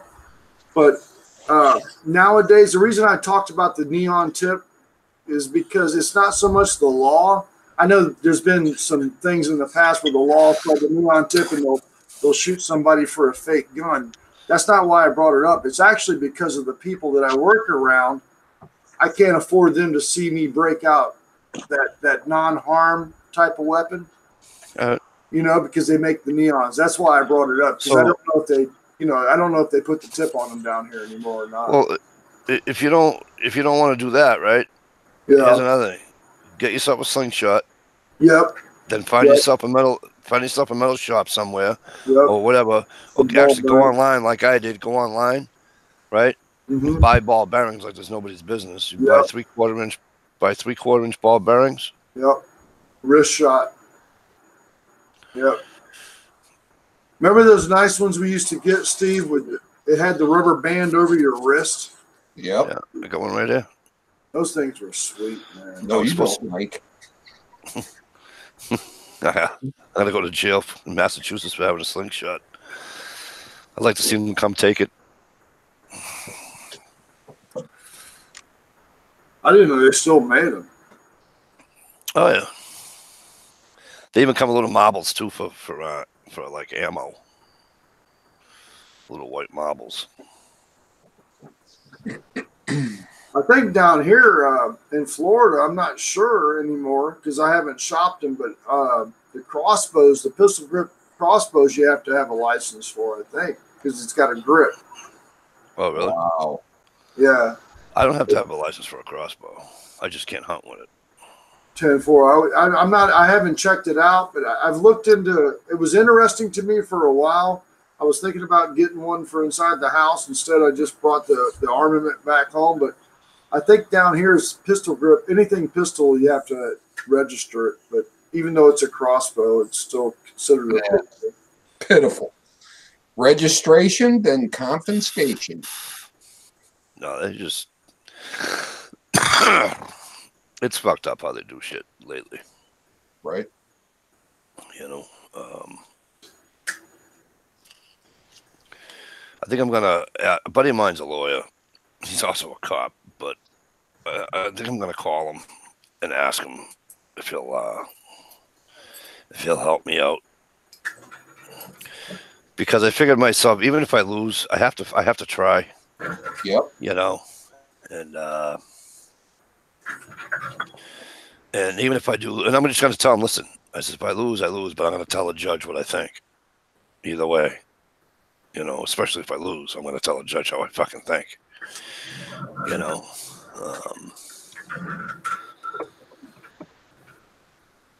Yeah, we have to keep a voice in the game, that's for sure. And it's hard in the state that I'm in. Right.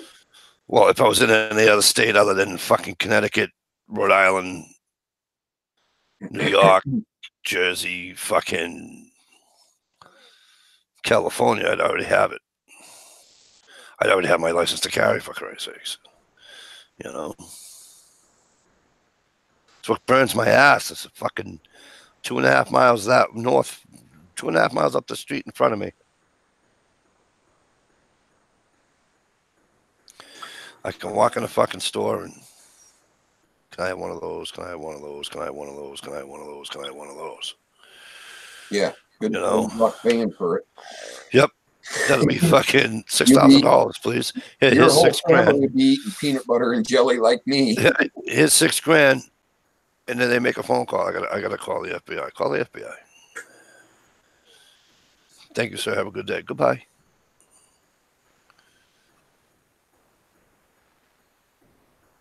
But no.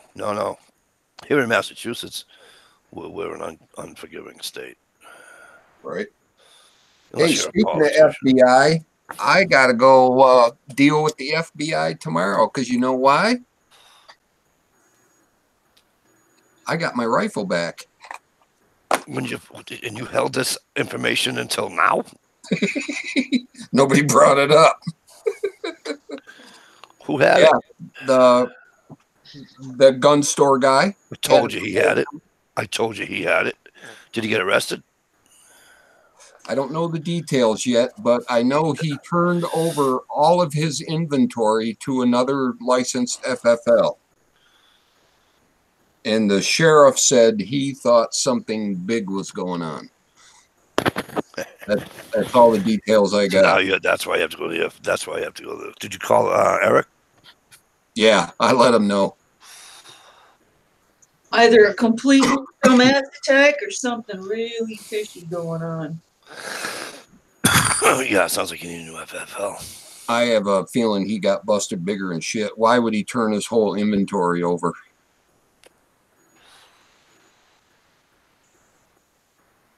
If we remember. Right, Ohio? If we remember Jim Crow laws to keep what? Color reds and felons from buying weapons. Here's my thing, and all you guys are when you guys are gonna hate me for saying this, but I'm gonna say it anyway, okay? If I was the fucking serial killer, if I was a murderer, not got in a bar fight with some guy, punched him in the face, he fell against a pool table and died. That's not a murderer. That's not a manslaughter. That's manslaughter. But I don't have a problem with manslaughter. If I'm not a murderer, okay, a convicted murderer, if I'm not a convicted rapist, give me a fucking gun. That's how I look at it. Right. If you're a convicted fucking murderer, if you're a convicted fucking rapist, you're a convicted fucking diddler, okay? You don't deserve to have a gun. And I know you guys will be like, but Mike, that's not what the fucking amendment. Look at, I get what the amendment says, okay? But Well, fucking, what's his name gets out of fucking, if he didn't die, he gets out of jail. Should he have a gun? Fucking, That's remember what probation's about. back in the day, they used to hang murderers and fiddlers. So there weren't any ex-murderers and fiddlers. See, I knew Jay Watt's all up my ass now. But here's the thing. What's his name? Jeffrey Dahmer, right? Let's say Jeffrey Dahmer got out of jail. Do you really want Jeffrey Dahmer to own a gun? Think about this for half a second. Yeah, no shit. Do you want Jeffrey Dahmer to own a gun? No, the fuck you don't. I don't give a fuck who you are. Okay? You do not want Jeffrey Dahmer owning a gun. All right? But they do the background. Just because you're in a, what do you call it, state doesn't mean they don't do a background check. Right. They do a background check. You haven't, but you're not a murderer.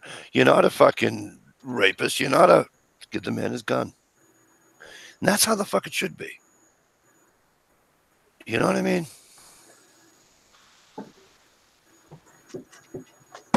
Exactly, Vanessa.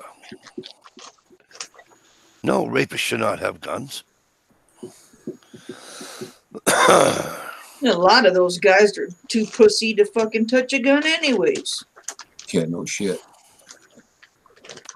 That's why they're rapers, because they're pussies. Now, I will say this, though. Power struggle.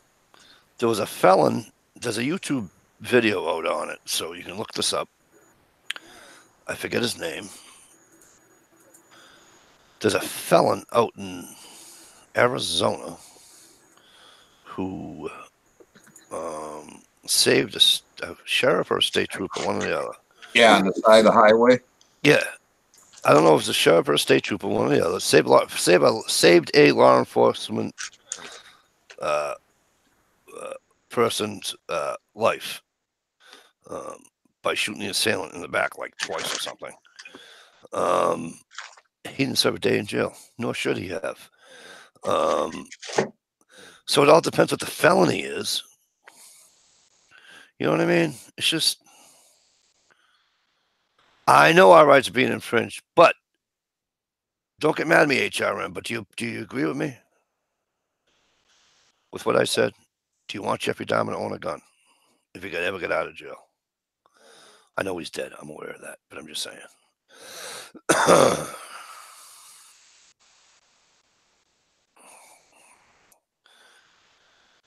Ooh, Vanessa's going straight for the katana. Yeah. Nice. Straight for the throat. Kill Bill. Because I also believe that as soon as Jeffrey Dahmer was fucking convicted, he should have been fucking shot in the head, or hung, or put to death, or whatever, right then and there. Right. Okay, but don't forget, guys, the same Constitution allows us to have guns. The same Constitution allows us to gather. The same Constitution allows us to fucking say that fucking whatever about our president, whatever about our government. All those same fucking things in that Constitution also gives these assholes the right to fight things in court. Now, on that subject, do you Okay, think ex-cons should get all their rights back? It all depends what they did to be an ex-con. No, I'm saying non-violent ex-cons. A non-violent ex-con. I have no problem with a non-violent ex-con owning a weapon. I'm not sure on this. Can an ex-con vote? Mm-hmm. Of course they can.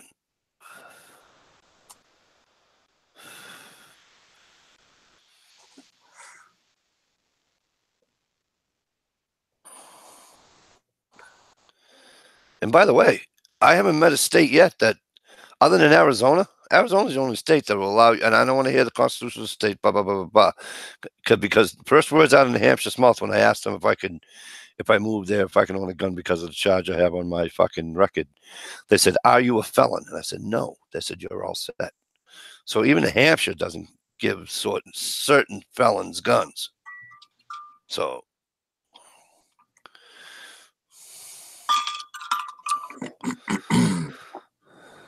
Well, it says right on your application thing, are you a felon? Yeah, I know, Frank, but you know what? I get what you're saying. Violent crime should not be free, and I get all that. All non-violent felons should have everything restored. Absolutely, Vanessa, I'm with you on that. Gear says they can't vote if they're on parole. Right. Because technically you're not a free man. You're still on parole. Yeah, you're still serving. Yeah, I don't agree with, there's some people out there that think as soon as you walk out the prison, they should hand you a damn pistol. No. I don't agree with that much lenience. It's not how it works. Okay. If I'm 30 years old and, you know, I rape fucking 3 women and I'm in there for fucking 15 years, you think I should be able to have a gun because I served my 15 years? No. There are certain crimes that I believe that you should not be able to own a gun. Those are two right off the bat. You know, that being a diddler, you know, murder, again, not manslaughter, not, you know, murder. You serve your fucking 25, 30 years in a fucking joint. No, sorry, you already fucked up once.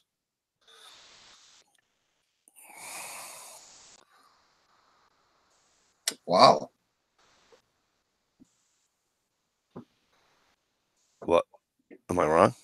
No, the last thing Vanessa wrote. What did she write? Here, felons can never vote unless they apply to that special pardons board to get their rights back. That's the constitutional state of Connecticut.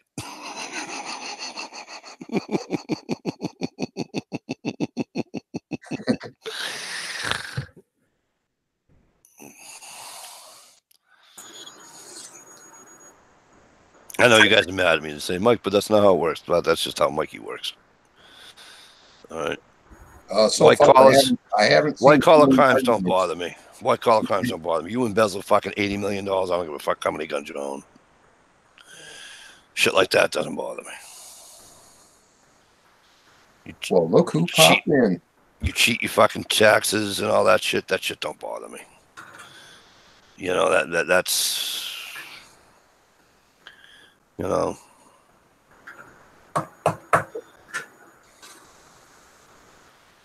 Conservative Democrat, living in a democratic lifestyle. Any extra EBT need some shrimps and steaks. Guns for everyone and piss in whatever pot you want.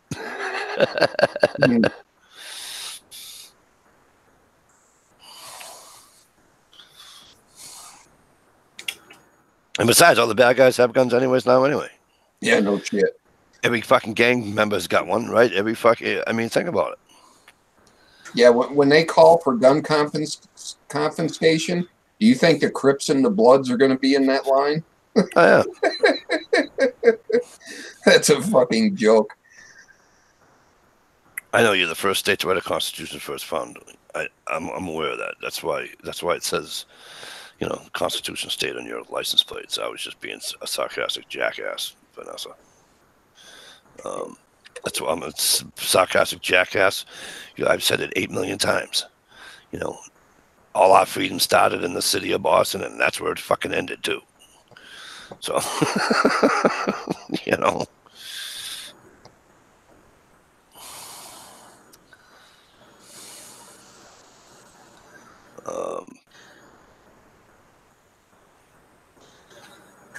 That's just the way it is.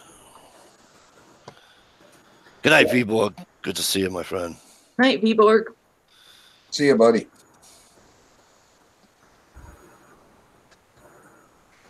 I don't know. That's just how I think. Anybody out in the chat room, anybody on in here, I mean, it's just how I think. Well, nobody's yelling at you, Mike, so. Which is amazing because I figured that somebody be out there going bananas saying, Mikey, what the fuck's wrong with you?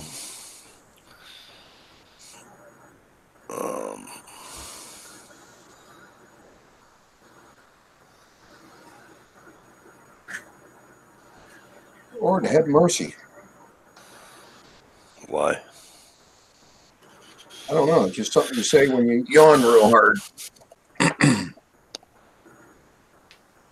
Actually, when I yawn, I say, fuck, I'm tired. Clunk. Good night. No, I'm real susceptible. If I see somebody else yawning, which I did earlier today, it makes me yawn the rest of the day.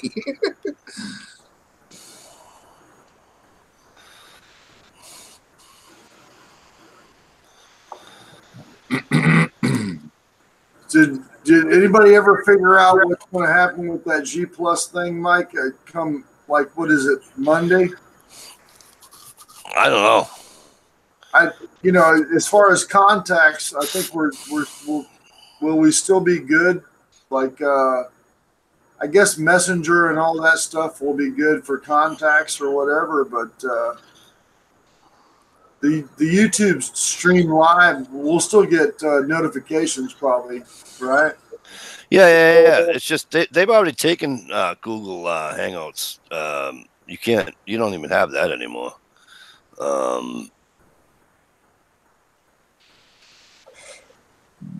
Because I tried to do the G Plus download, the archive. Yeah, you can't do that.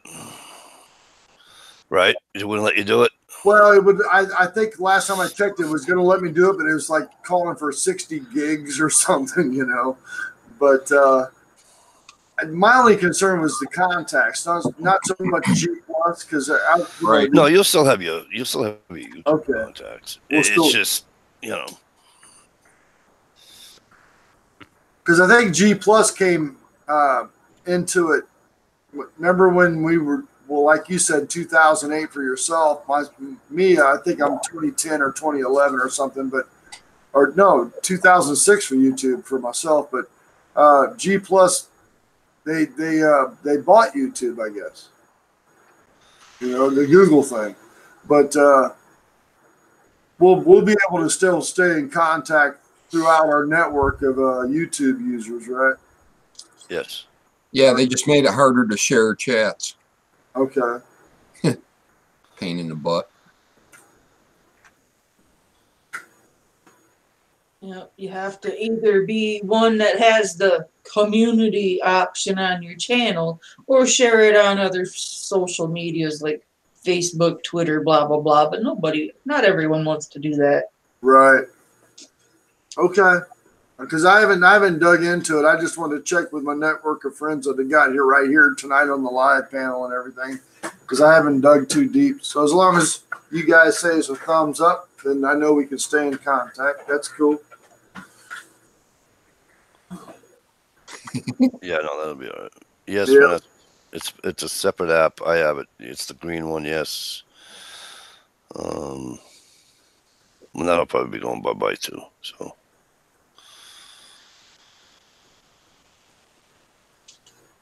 Seems like they can't leave well enough alone. They're always revising something, Jesus, Stevie, I thought I'd get yelled at. I didn't get yelled at by anybody. Right. Yeah, it's all about who the people you hang out with.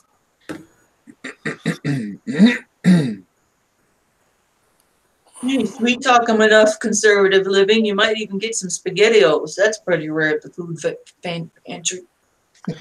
That's what I'll have for lunch tomorrow. I'll go buy a can of fucking SpaghettiOs and beefaroni. Ugh. Oh.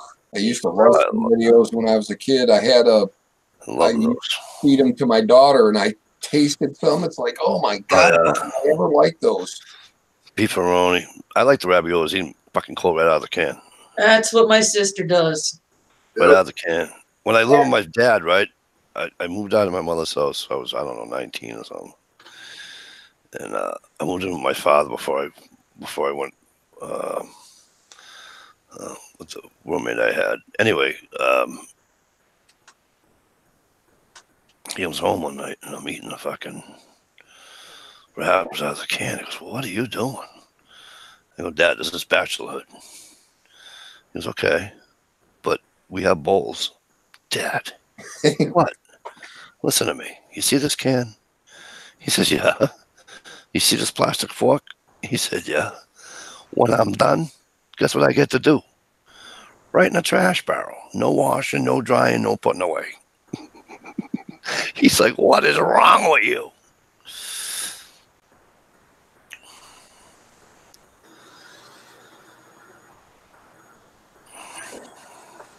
Just ordered. Oh, Chef Boyardee. Yep. Sitting back here, I read it. I just ordered Chat Boy.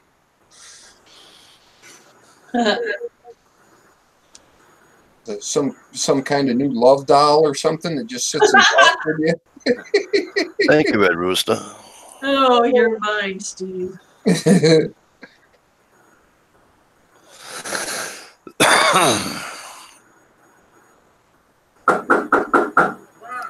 Some people don't like that I talk with a straight tongue. You want to see something hilarious, Mike? Sure. I'm getting loud knocks at my door. What do you want to guarantee? It's either a sheriff or a psycho 85 or 89-year-old resident. I guarantee you. Watch this, man. They don't know where. A big black Gucci mama. I won't do it, Mike. I get no. You heard the knock, right? Yeah. Open the door. Yeah. So, what I have to do nowadays is body cam because I always get people touchy feely on me. This isn't to your chat, Mike. But I'm going to open my door while I record because I got to get it on film. I have to for my own security. Let's see who it is. How about it? All right. Done by now. Yeah, watch this. You good? Yo. Who's it? Come on in, Mr. Dr. Renford. Come on over here. What you say? Me and the dogs. Your dogs are locked up. Me and the dogs. You got the camera. Yeah. Where do you stay with, Miss Beatrice? Uh-huh. All right, I'm on my way. All right, man. Get over to your house and I'll let you in, man. I appreciate it, man. Come on, Doc. I'll be over there right now. All right. Come on. Come on, buddy. So that's where we stand. Shut your door. You got to shut your door. Shut your door. You'll have every Tom, Dick, and Harry in there. Yeah, I know, because my door number's on it. But I got to leave, Mike, apparently. All right. Enjoy. Yeah, but you guys are great to the live chatters, man. And Mike, it's a pleasure to sit with you. I'll see you tomorrow night, Steve. Cool, man. All right, man. All right, back at you guys. Take care. Hey, Miss Shell, keep the fires burning. Will do. All right. Flawn, I just watched that guy the other night. What? First Amendment audit. He's a guy who goes around with a camera and gets close to private property and stuff and films and causes harassment and just sees how people will treat him and shit. He's got security guards. He's not one of those banana heads that walks into a fucking police station with a fucking video camera saying, "Oh, it's a public place. I can do this." I don't think he goes that far. All right, good. But he'll film around like a big. I just seen him do a big navigation company, and the security guard come out and tried to tell him all this shit that he couldn't do and tell Was he on the sidewalk? Cops. Was he on the sidewalk? Yeah. He knew whatever the fuck he wants. Yep. He was perfectly legal.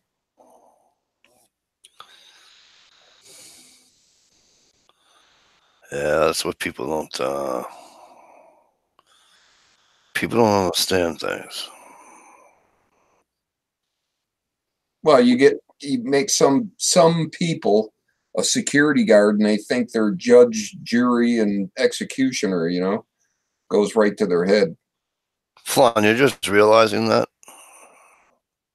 Flan says your cops are fucked in the U.S. Don't know the laws, ego on them like fuck. You think?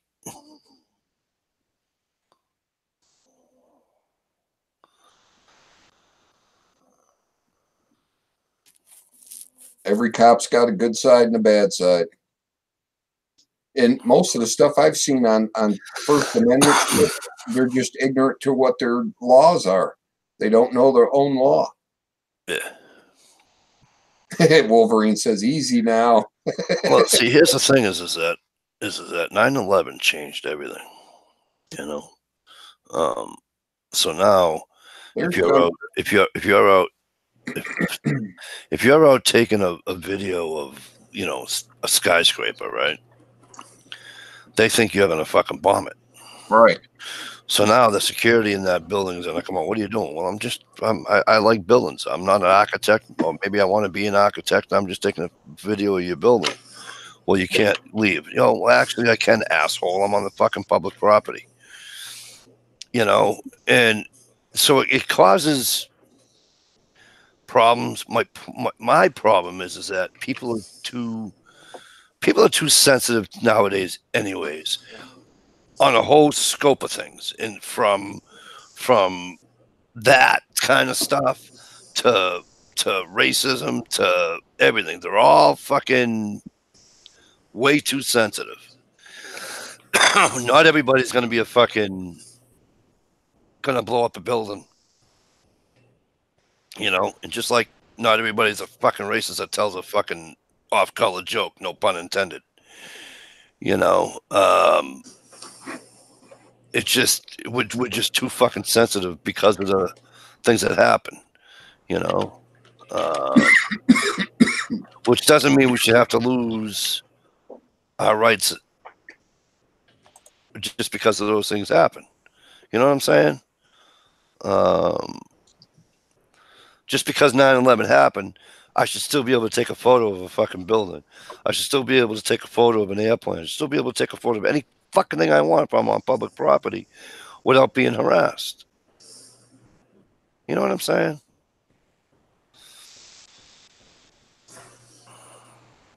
Ladies and gentlemen,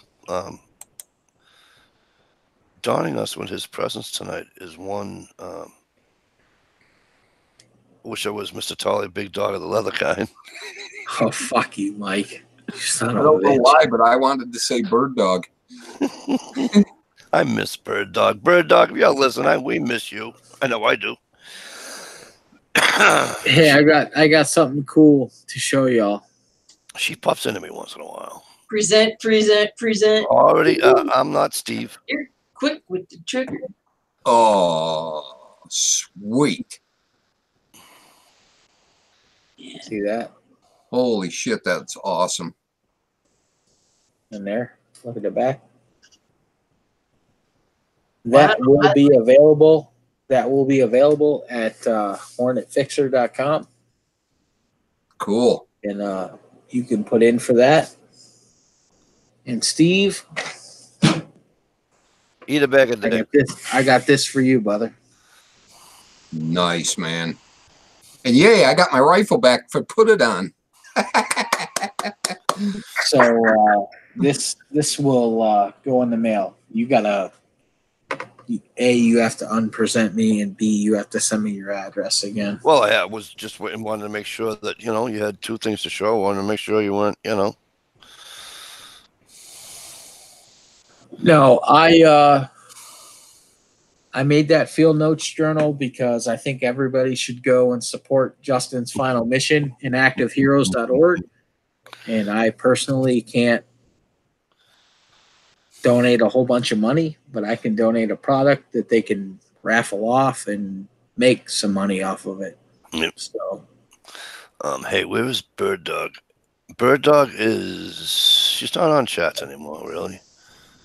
Flan, but she's around. I see her on Twitter. And the Reverend guy, I can't remember his name. He made knives. Georgie's a busy man. He pops into me once in a while to say hi too. GI Customs. I said hi, Michael. What? I said hi, and I'm calling it a night. But thank you. Have a good night. Buddy. We'll see you I tomorrow. came in, I said hi. You guys be good. Steve, I'm glad you got a rifle. Yeah. That's Steve, freaking awesome.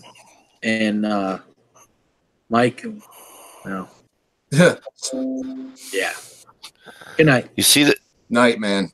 Good night. You see, Flan, ask and you shall receive. The good Lord provides. I was gonna say you talk about GI Customs and he shows up. Speaking of the not devil, Right? Georgie, you want to know where the Reverend guy was?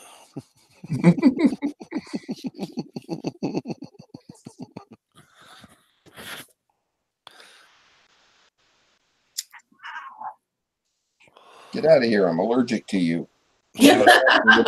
Beautiful eyes. Did you really just put those 2 words in that chat? Do I really have to get that message out of there? He wrote LOL after it. Yeah.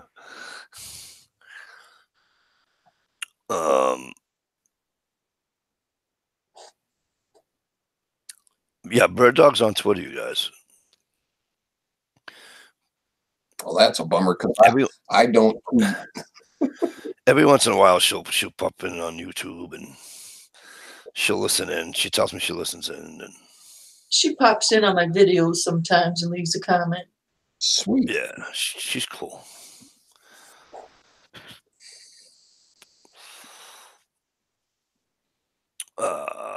No, GI was here, what, last week? On Stevie's chat, my chat, week before, one or the other. Right.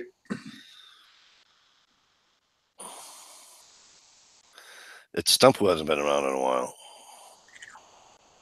Oh, and by the way, Stump texted me. He has to work early tomorrow. Is why he didn't come around tonight.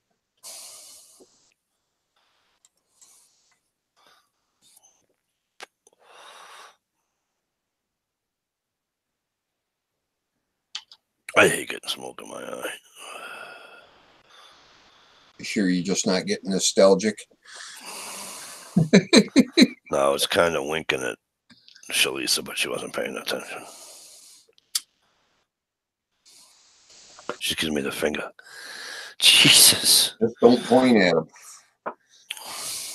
Yeah. So, get this. All of a sudden, I'm sitting here and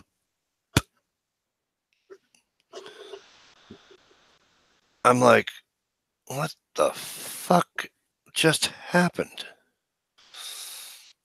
So I'm running upstairs. Of course, I'm fucking tripping and falling over everything, you know?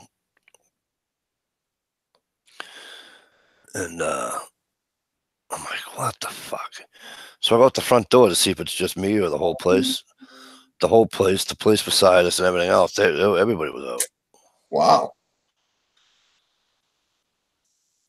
I don't even know what ever happened. It was somebody hit a fucking pole.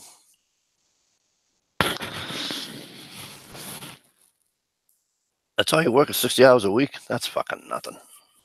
I got you beat. Yeah, but it's the pastoring part that wears you out. Right.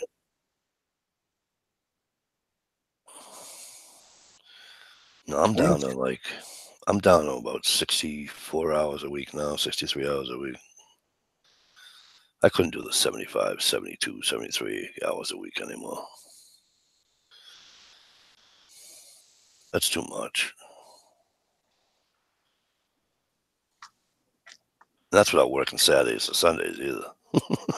Right. Yeah.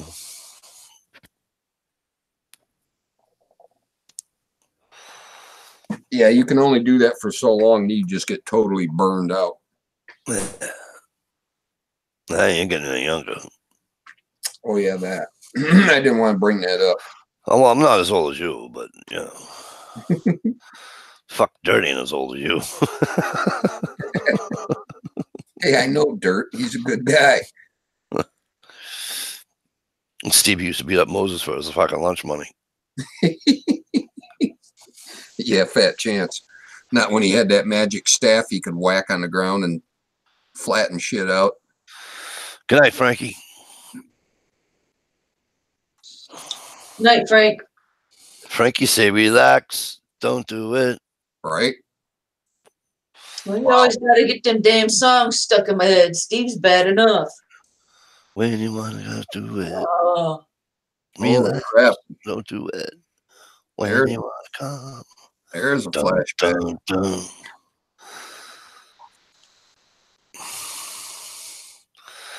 I'm in an urban station today up in Maine, and they play 80s music all day.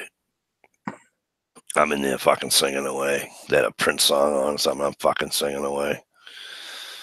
One of the girls that work there walked by me and she says, "Is there a song on here you don't know?" I says, "Probably not. Just don't ask me who sings it. I only know certain artists. The other artists, like the pop guys from fucking, like Frankie Says Relax, I have no idea who sang that song. But, you know what I mean? Well, Frank is a clue. Uh, Frankie Goes to Hollywood. Whatever. But I'm just saying. I'm horrible with putting names to songs, too. But, I says the 80s, there's no better music than the 80s. Right. Yeah, I just watched that The Dirt on Netflix. Sorry, G-Trap. I didn't mean to insult you, buddy. You know that. I would never insult you. I'm sorry, Stevie. Go ahead. I'm trying to remember the band it was for. It's a 2-word name. God, Motley Crue. Motley Crue movie. Yeah, it was entertaining. Yeah. It was decent. I mean, I know a bunch of Motley Crue. Well, not a bunch, but I wasn't a Motley Crue guy. I had every single cassette.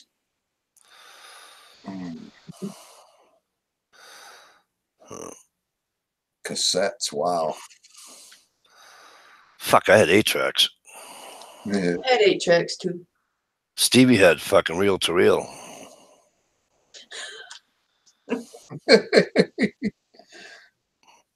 I believe that was the crank thing with the big horn. Hell, I'm so old I used to have to go pick up the band and keep them in the back seat. They have a car stereo. G-Trapper's first fucking phone was a fucking telegraph.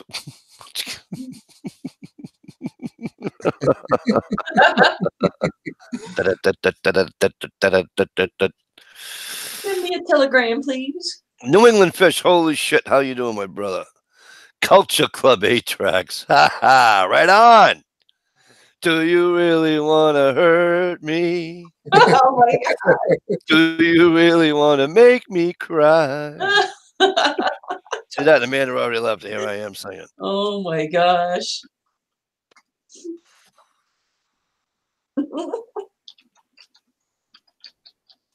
Hey, I use the crank phone, G-Trapper says. Maybell, I'd like to make a call.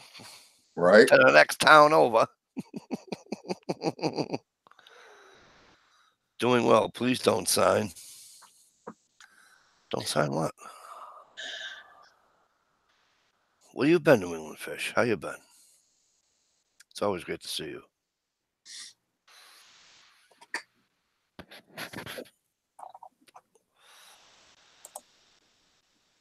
Culture Club. That's fucking too funny. Yeah, I could see you listening to Boy George. I listen to it all. How could you help it? You had Boy George posters all over your wall. No. First of all, we used to call him Girl George. You called him My George. Please don't sing. All right, I won't sing. I did not walk around my microphone.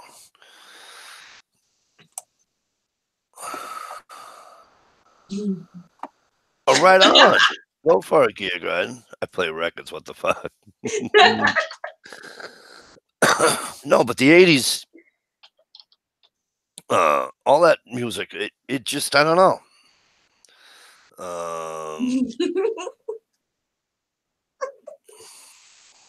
Holy smoke. Toto and all them, you know, just, I don't know. Maybe because of the movies, you know, they had the best movies in the 80s. Right. The song from Breakfast Club. Yeah, the Rat Pack. You know, the song from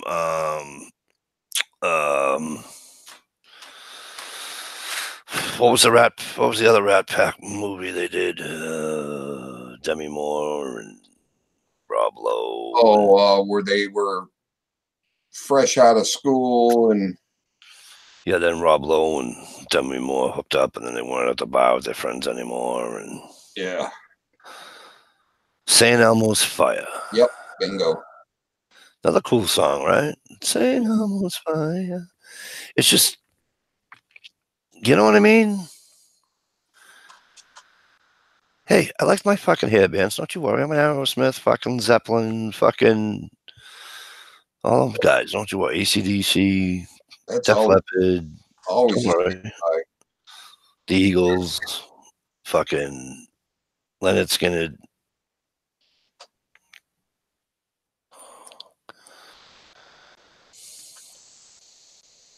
yes, Fawn, please. Yes, I will pay for gas. You can stay out in the shed with Dish. There's a picture I'd like to see. Right. Just saying. No offense. And the length, Stevie, the length of your wrist. Oh, Lord.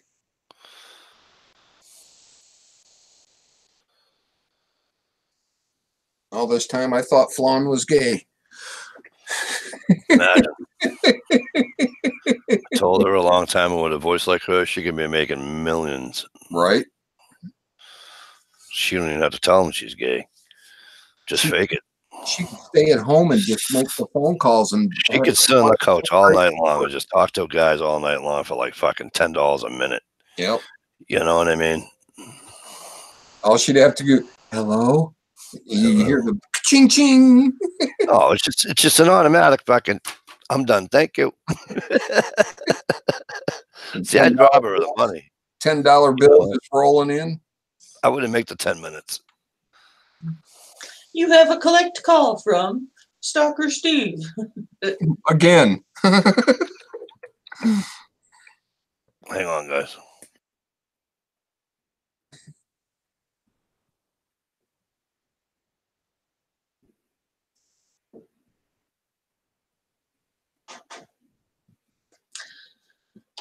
Hey, deserting us again.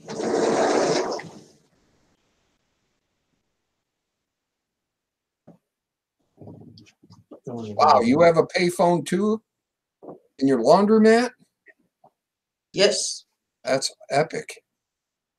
There's still one at the Chinese restaurant, but I haven't seen that one working in 9-10 years. But the one at the laundromat still get the dial tone. Want to hear a tasteless joke? Sure. What's a payphone sound like at a Chinese restaurant? I don't want to know. You put your money in, it goes ching ching. I just made that up. Steve, no. Tell me they don't make that sound. Oh, that's awful. Oh, wonder why I start laughing for no reason at all. Oh God. Oh, we get in so much trouble saying jokes like that now these days. I'm old too, Flan. Want to cuddle?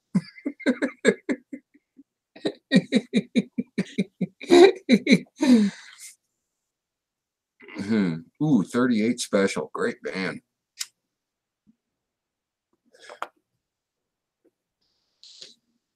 Or is that your shirt size?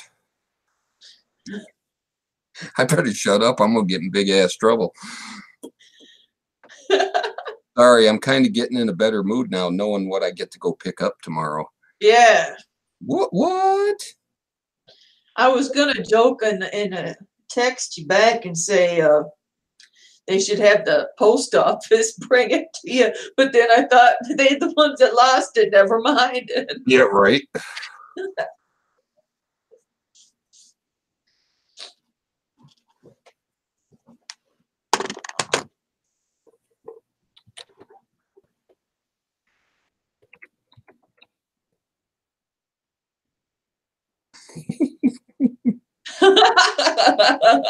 That paracord would be kind of chafy, though, wouldn't it? Oh man, a paracord G-string. Oh, banana hammock. Never break on you, though. There you go. Come in handy for an emergency. Might have to wash it first. Oh.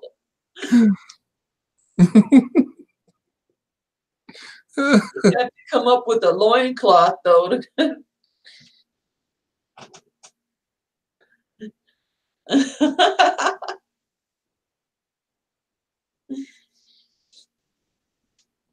Where is my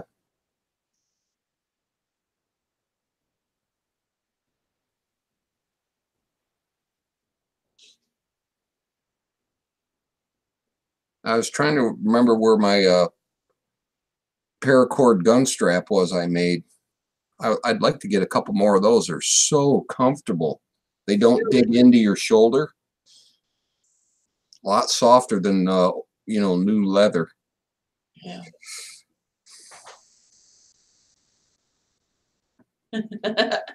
Yes, Vanessa. That'd be kind of a fun Sunday afternoon. Just drive around. In a paracord thong? Oh, no. Too much sitting. No, drive around, get snacks, and look for a payphone. Kind of like a scavenger hunt.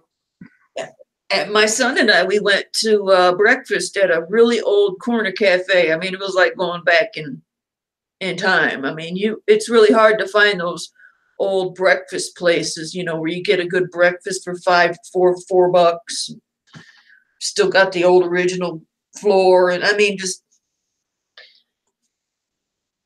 that's where you find the old payphones. Is the old bars, the old cafes. Yeah, I wonder if laundromats.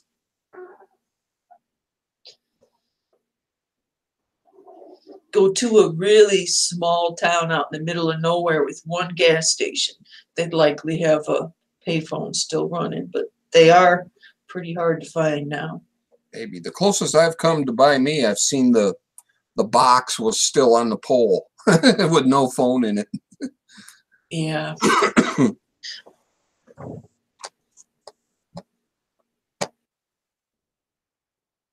We used to have one in our high school we used to use all the time.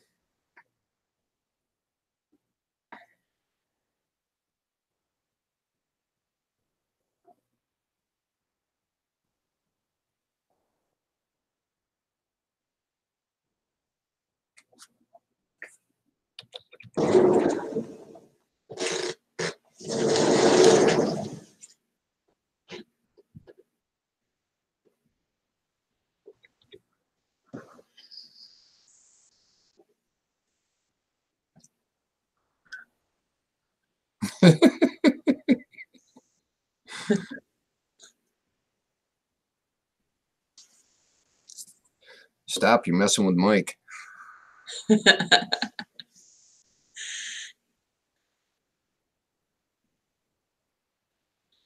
Oh, cool, Vanessa.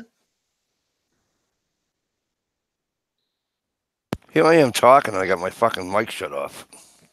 Oh, that's what she was making fun of. You guys could have fucking told me. Yeah, you had shut it off before you turned the camera off, and you were already. So I was like, oh, I can't wait for him to come back. Be interesting to see if he remembers to turn that back on. All right, so let me see what I was saying. Yes, Flan, you know that I'm a lesbian too. Secondly, you have a beautiful voice.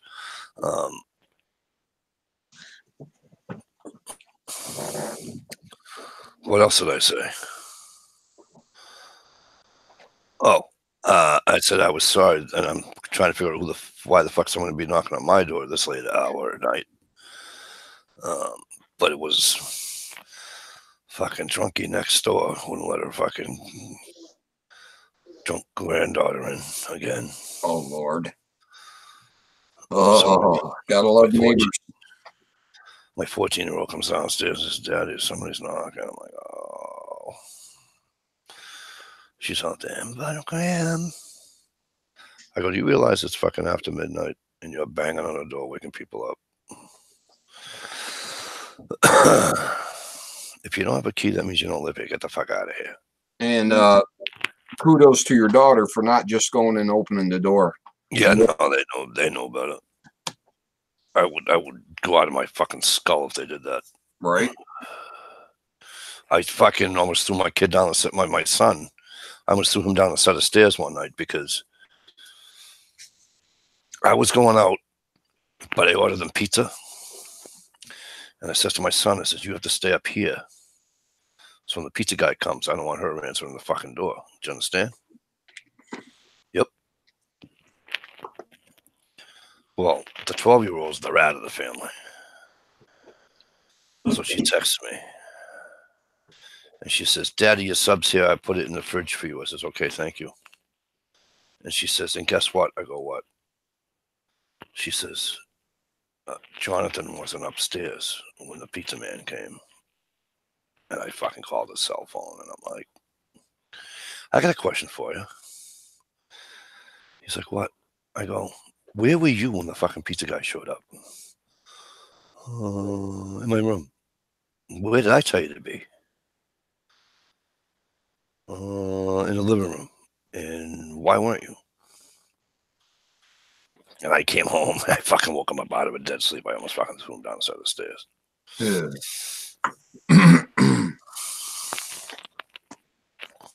I'm like, what the fuck is wrong with you? Right on New England Fish. What did Fish say? He said if you do find a payphone, it's going to be like $1 a minute. No shit, right? I remember when I lived in New Orleans, calling my mom from a payphone, and I used to buy a $10 roll of quarters and put on top of the phone for the conversation. That was in the mid-'80s, I think.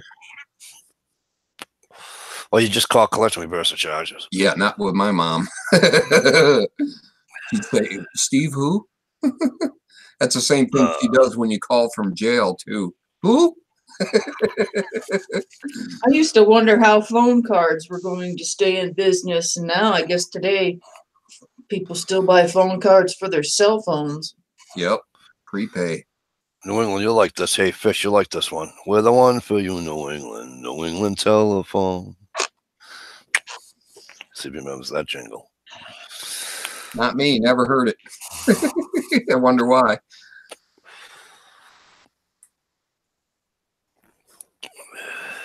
Here it was Michigan Bell, and I don't remember the jingle. But that was who, yeah, that was the phone company when I was growing up. But hey, Fish, go to Logan Airport. They have they got plenty of pay phones still in Logan Airport. Except now they're more modern. You can put your fucking what do you call it in it? Credit card. I put a fucking credit card in a fucking candy machine today. Oh Lord. I'm like, what? Cool. Careful, they charge you 10 cents extra. I don't give a fuck. I know. I was thirsty and I wanted chocolate. Hey, welcome back, Rich. Mike, tell us some of your ghost stories. What ghost stories? I don't have any ghost stories. Jay Watt.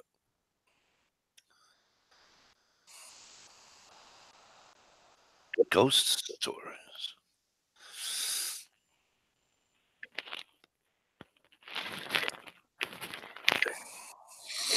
I found a machine that takes the pay things in the cell phone. What?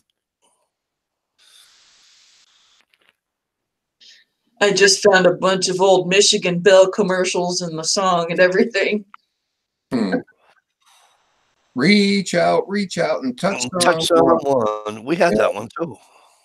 Remember that commercial? Reach Yes, out. Michigan, the feelings for it. Call up and just say hi. Hey, welcome back, Hank. I mean, Richard Crabtree. Good night, Flan. We'll see you tomorrow night. Sweet dreams, Flan. Night. Dream of me, Flan. Please.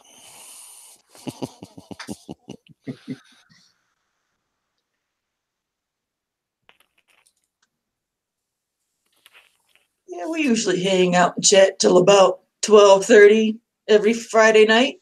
Pretty much. Pretty much. It's a good thing to do. Meet up with the friends once a week. We'll have to see. Gear could here early, still here.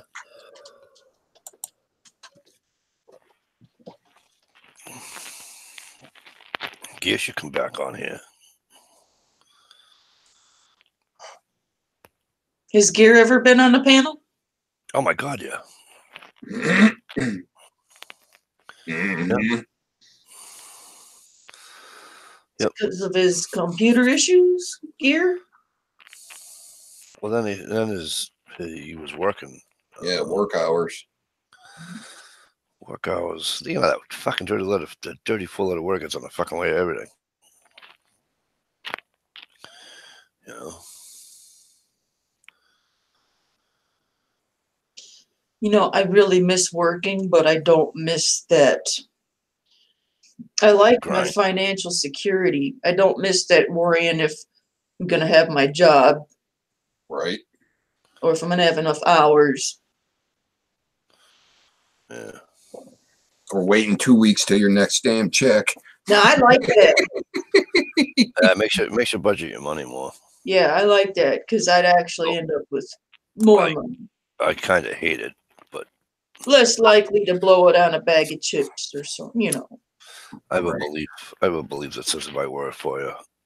I work for you in a week, you pay me that week. Well, you pay me the following week because, you know, they keep one or whatever, you know. But I'm not making you wait 2 weeks for work. Don't make me wait 2 weeks for a fucking paycheck. That's just how I look at it. I think the worst thing about that bi-weekly payment is if you're just starting out and you have nothing, that extra long wait for your first paycheck. Yeah. I hate it. I don't like it when your paycheck comes right around the first of the month and you got to pay all your bills, and then you got to wait 2 weeks to get more living on money or fun money. Yeah, when not this job, my last job was bi-weekly. My wife's job is bi-weekly. So I tried to make it the same week. It's like, no. Just doesn't matter. She goes, it'd be better if it wasn't the same week. And it wasn't. So we were off. She was the first week. I was the second week. You know what I mean? In the real good months. She was first and third. I was second and fourth. Get them occasional months where you get 3 pays in a month. Yeah, it's like 3 times a year. You get, I think it's August, May, and what's the other one? Oh, I didn't know they were regular. Yeah, if 3 times a year, you get or 4 times a year. 4 times a year, right? I don't know. I thought they were just random. No, it's 4 times a year because 4 times 12 is 48, right? 4 weeks times 12 months is 48, right? So you have to get it to 52. So then that means is 4 months with you know what I'm saying? Yeah.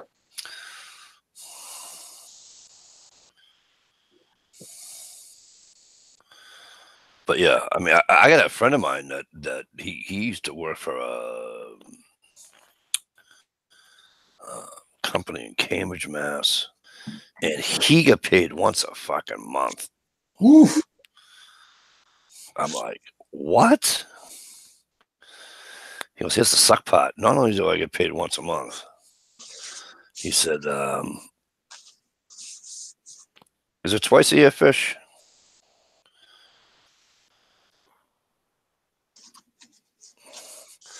Not only does he get paid once a month, but he would get bonuses quarterly. Guess when he got the bonuses? The same fucking day he got paid.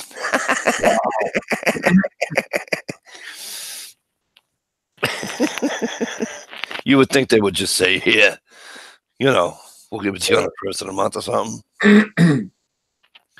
He got paid the last fucking Friday of the month. I go, well, that works out for February anyway, right?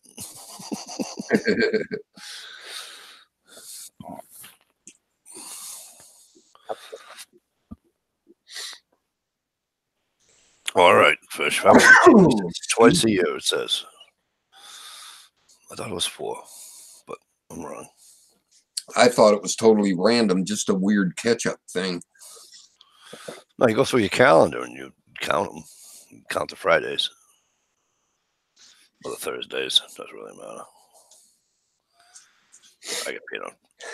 I get paid on Thursdays, but it's in my wife's checking account on Wednesday morning.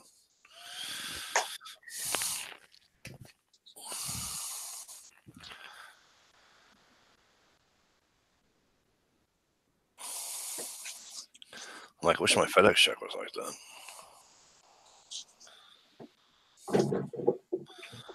Yeah, I couldn't do once a month. I'm not going to like Social Security. That's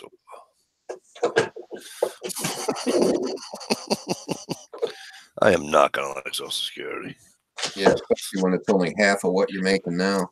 Half. Actually, no, mine isn't going to be that bad. Well, it is going to be that bad, but you know what I'm saying? It's not what others are. You know what I mean? Like, I hear people talking, I'm like, really? Because last time I saw the sentence come out, the last time I saw the, you know, when that census comes out and it tells you about your Social Security and all that. Yeah. I think, what the hell was it? 1950 or some bullshit like that. But that was back in 2010. I've added to the pile since then, so. Right. Yeah. Wait till you're like 61 and a half and they raise the thing up to 75. Shit, right. Your retirement age, bastards. I was worried they were going to do that with cigarettes when I was a teenager. I was hoping they'd drop the drinking down to 18, and I was worried they'd drop the smoking up to 21.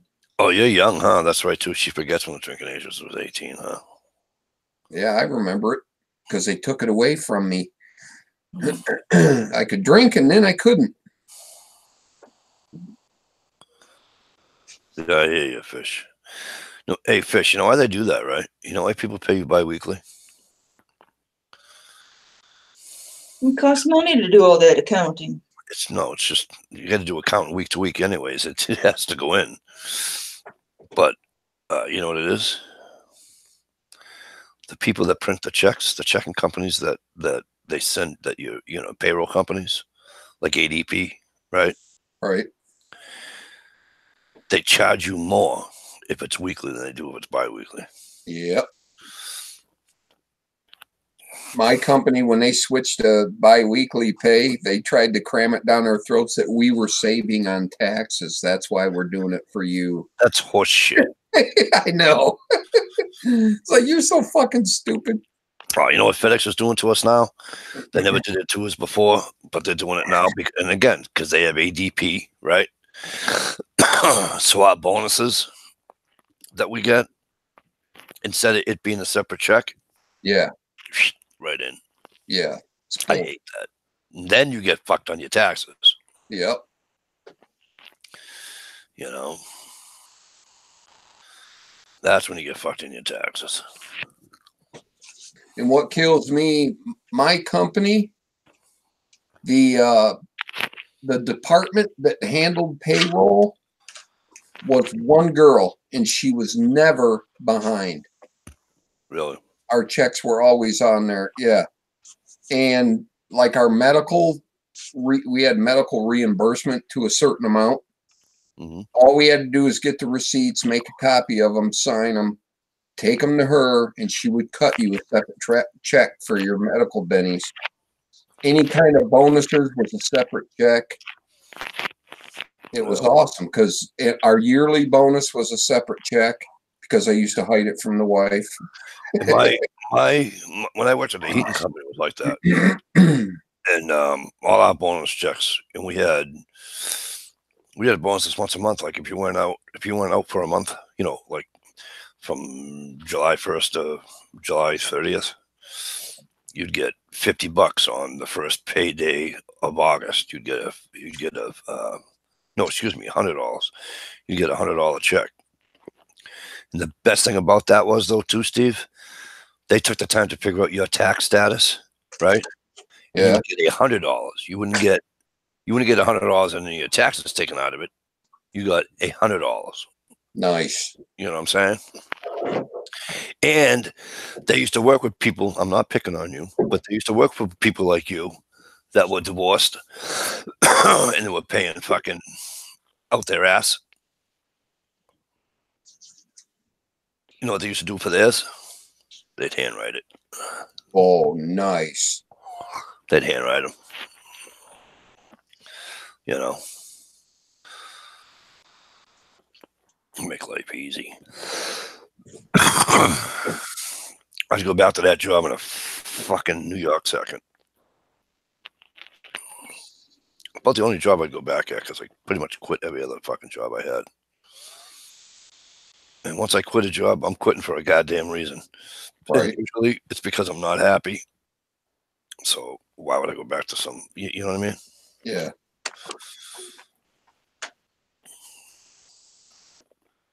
But I've been driving so long, being back indoors, I'd probably go stir crazy.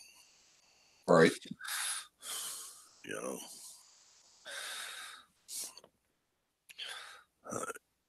Oh, it's 1:15. Listen, we're I feel like a pumpkin because we're gonna. Yes, please. Thank you, Shalisa, for putting that link in.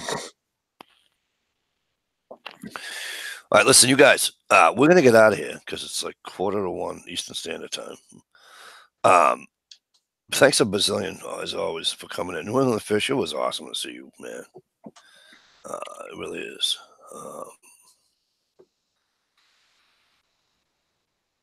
Been around a long time. You know, you guys, you guys are here every week, and we very much appreciate that here. So listen, here's what we're gonna ask you to do. I'm gonna ask you to do it tomorrow night around 9:30, 10 o'clock. Head over to Stevie's channel because Stevie will probably have a chat tomorrow night. Right on. So head over to Stevie's chat, and we'll catch all of you over there tomorrow night. All right, sound like a good deal, Uncle Kyle. I hope you enjoyed the chat. And hey, by the way, brother, it was good seeing you last week. And I'm sorry that I lost power and I couldn't come back. But it was real cool being on the chat with you again last week. We haven't been on a chat together in quite some time. So that was really cool to see you there, Uncle Kyle. All right. Don't forget Sunday night, my chat. You're on this Sunday night. What time? 6:30 Eastern. You heard her. 6:30 Eastern Standard Time. Head over to one Shalisa Shell's chat. All right. All right, you guys. We'll see you tomorrow.